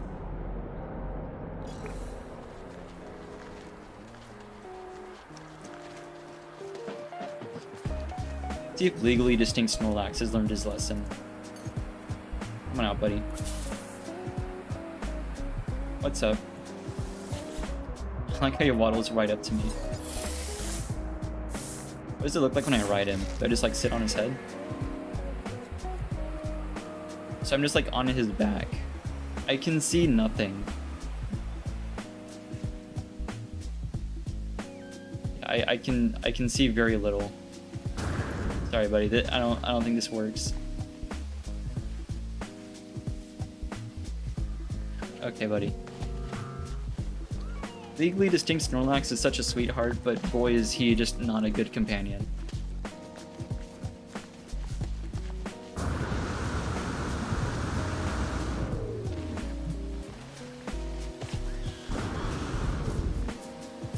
The concerning thing about No Man's Sky is you never really know like how sentient these creatures are. Right? So like, I don't know if this is like an animal or if this is just like a dude I adopted or somewhere in between. Because he does talk to me in like the text chat, if you've noticed, and I'm not really a huge fan of that. Like, he speaks English, you know? Yeah, see, is any food out here? Where are you going?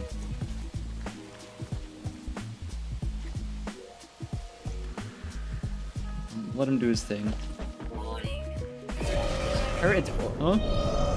Oh man, I don't even think I can defend them. I'm out of launch fuel, right? What a terrible... oh no, I can. Huge.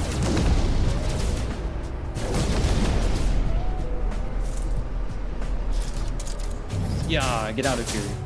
Yeah, I definitely just use a shotgun as a multi-tool. There's really nothing I can do to help these people at the moment. Until I fuel up. There we go. Okay.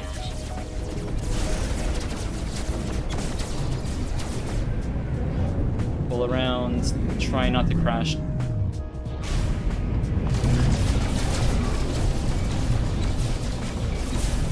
Nope. Get caught in a tree. There we go. Switch to the photon cannon, pull back around.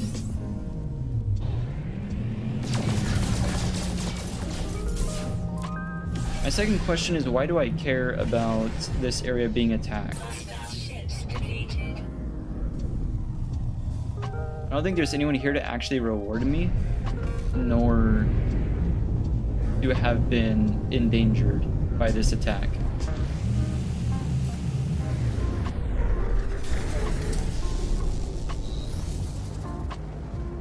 I'd be very surprised if there was anyone actually here. Because this is just a transmission tower.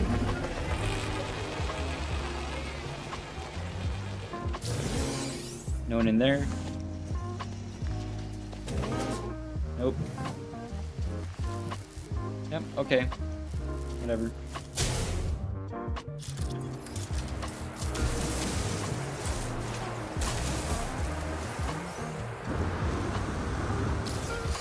Keep getting one at a time. Just like a good set of them would be great. It's so cool seeing the freighter in the distance though. The Dreadnought.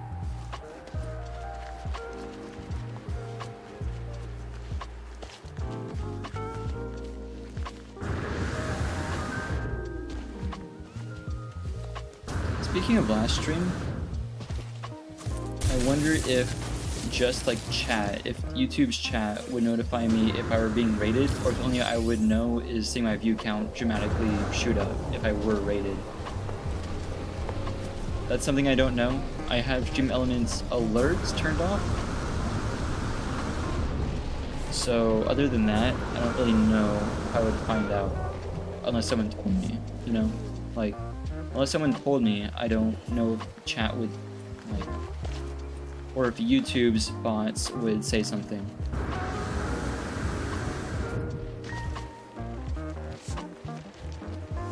They're not really managed the same way Twitch is.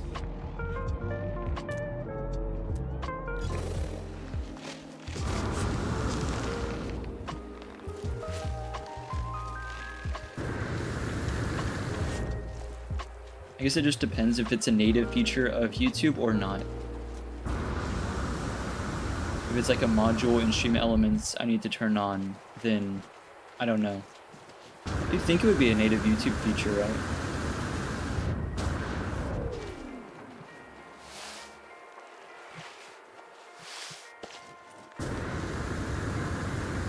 right? Which, like, YouTube streaming has improved, I will say. I don't think people have pointed that out enough, that it didn't used to be awesome, but I feel like it's improved at least a little.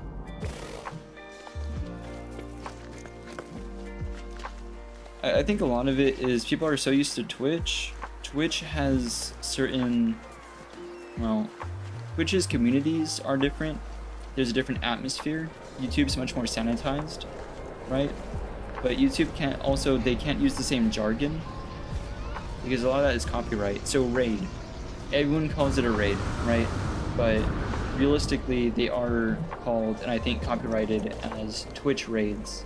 Unless I'm wrong, right? This is just an educated guess. But in the channel settings, it's not called a raid, right? And that's why I had that turned off, because I didn't understand what the setting was, because it wasn't called a raid at all. So there's like a whole like corporate jargon level to it.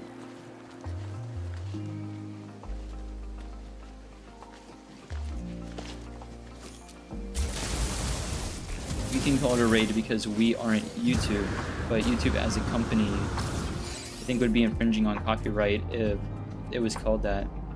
It would be kind of annoying though if they could and they just chose not to for the sake of making their platform more unique. Because I think it's called redirecting or directing rather than actually just calling it a raid. If it's for legal reasons, I kind of understand.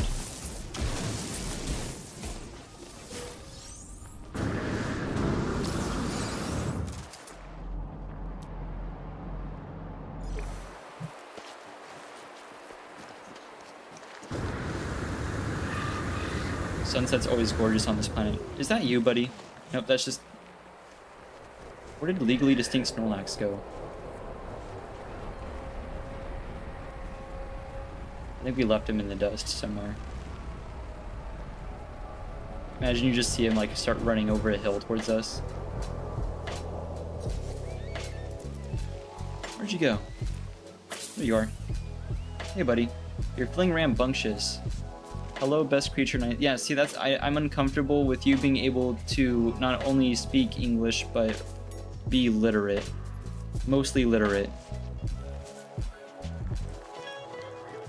right? I don't really get if you're a, like, they're called companions, but it's implied that you're a pet, and most pets aren't literate.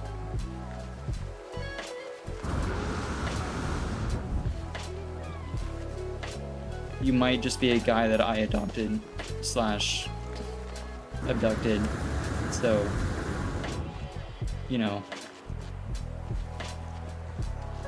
We're still kind of on a side quest to... Oh, hey buddy. We're still on a side quest to find Orb. On a previous save of mine, I had a pet, a companion named Orb. And, you know, everything you need to know about Orb is in the name. He was one of those kind of weird animals you can find on unusual planets.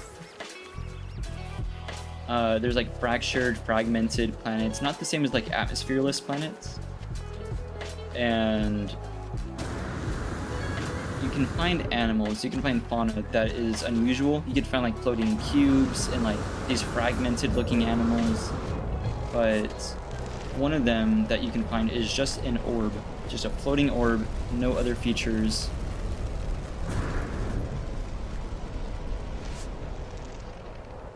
Scouting ahead. I don't know who he's talking to. Well, there's just a featureless orb that floated around and didn't really say much, but you could sit on top of it and ride it around, and I thought that was hilarious, and I named him Orb. He was my best friend forever. And unfortunately, I lost him whenever I changed over to PC. So what I want to do is I want to find another orb. But for now, legally distinct Snorlax will do.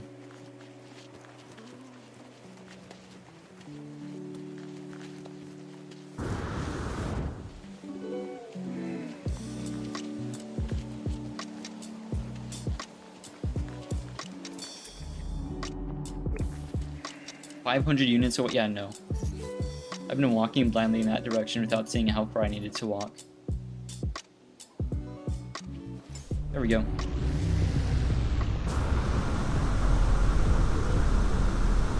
Oh wow, this is like a thing over here. I just walked right past it. Oh, it's one of these. Hang on. You know what they're called? I think they're called waypoints. You can just interact with it.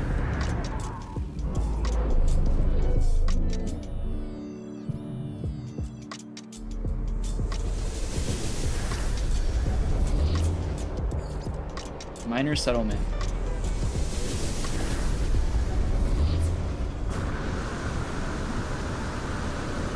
It's on planet. Most settlements I've encountered have been C tier.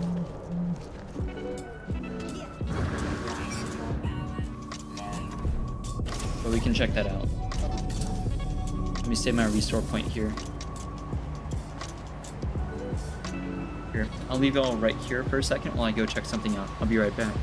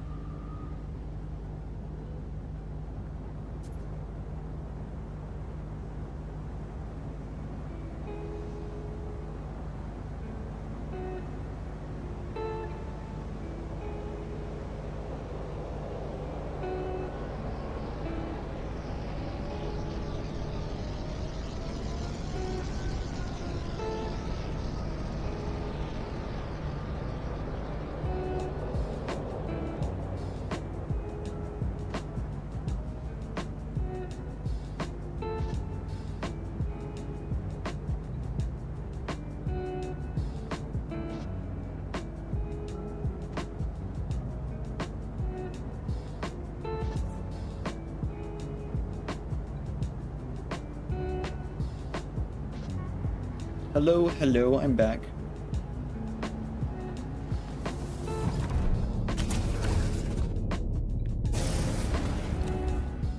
I think at some point soon I do have to end stream, but first I'm going to check out the settlement. We'll do that and then see what our freighter looks like while it's kind of in low orbit here.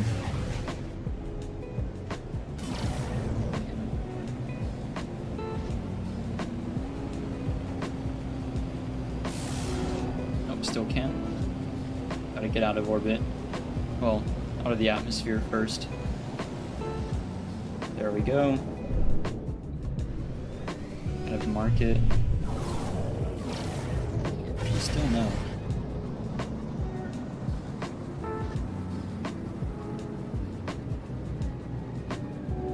I wonder if they're just all C tier until you upgrade them.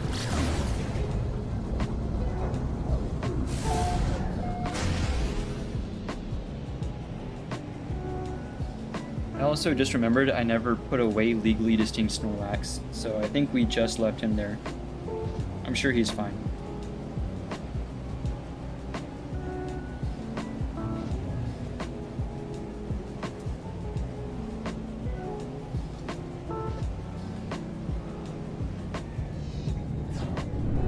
Oh, they have a land. Well, this is a very minor settlement. I thought this was like a settlement. Very misleading for this to be called a settlement. I thought it meant like a... Are they not called settlements? Like a proper settlement, right? This is just a place. That's just a dude, right? I'll take the navigation data, thanks. I like that one guy just waved to me and I'm all mad at him, like, you're just a dude. Or the first person they've seen in months. Just angrily stormed in and took their nanites. Where's my freighter? There's the save beacon. There's the capital ship.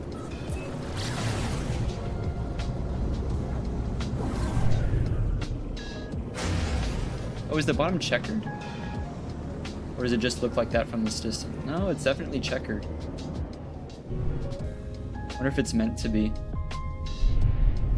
It's hard to notice these details while you're in space.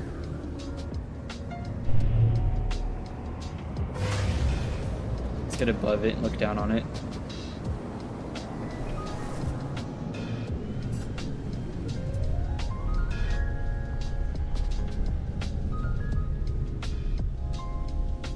That's just super cool, like drifting above the planet.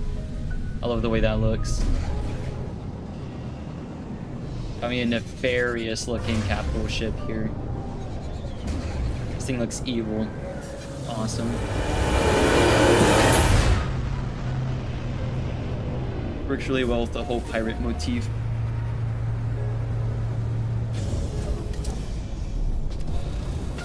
Alright, I gotta go take care of some stuff IRL. Thanks a ton to everyone who popped into the stream. We had, again, a pretty good concurrent viewership there for a while.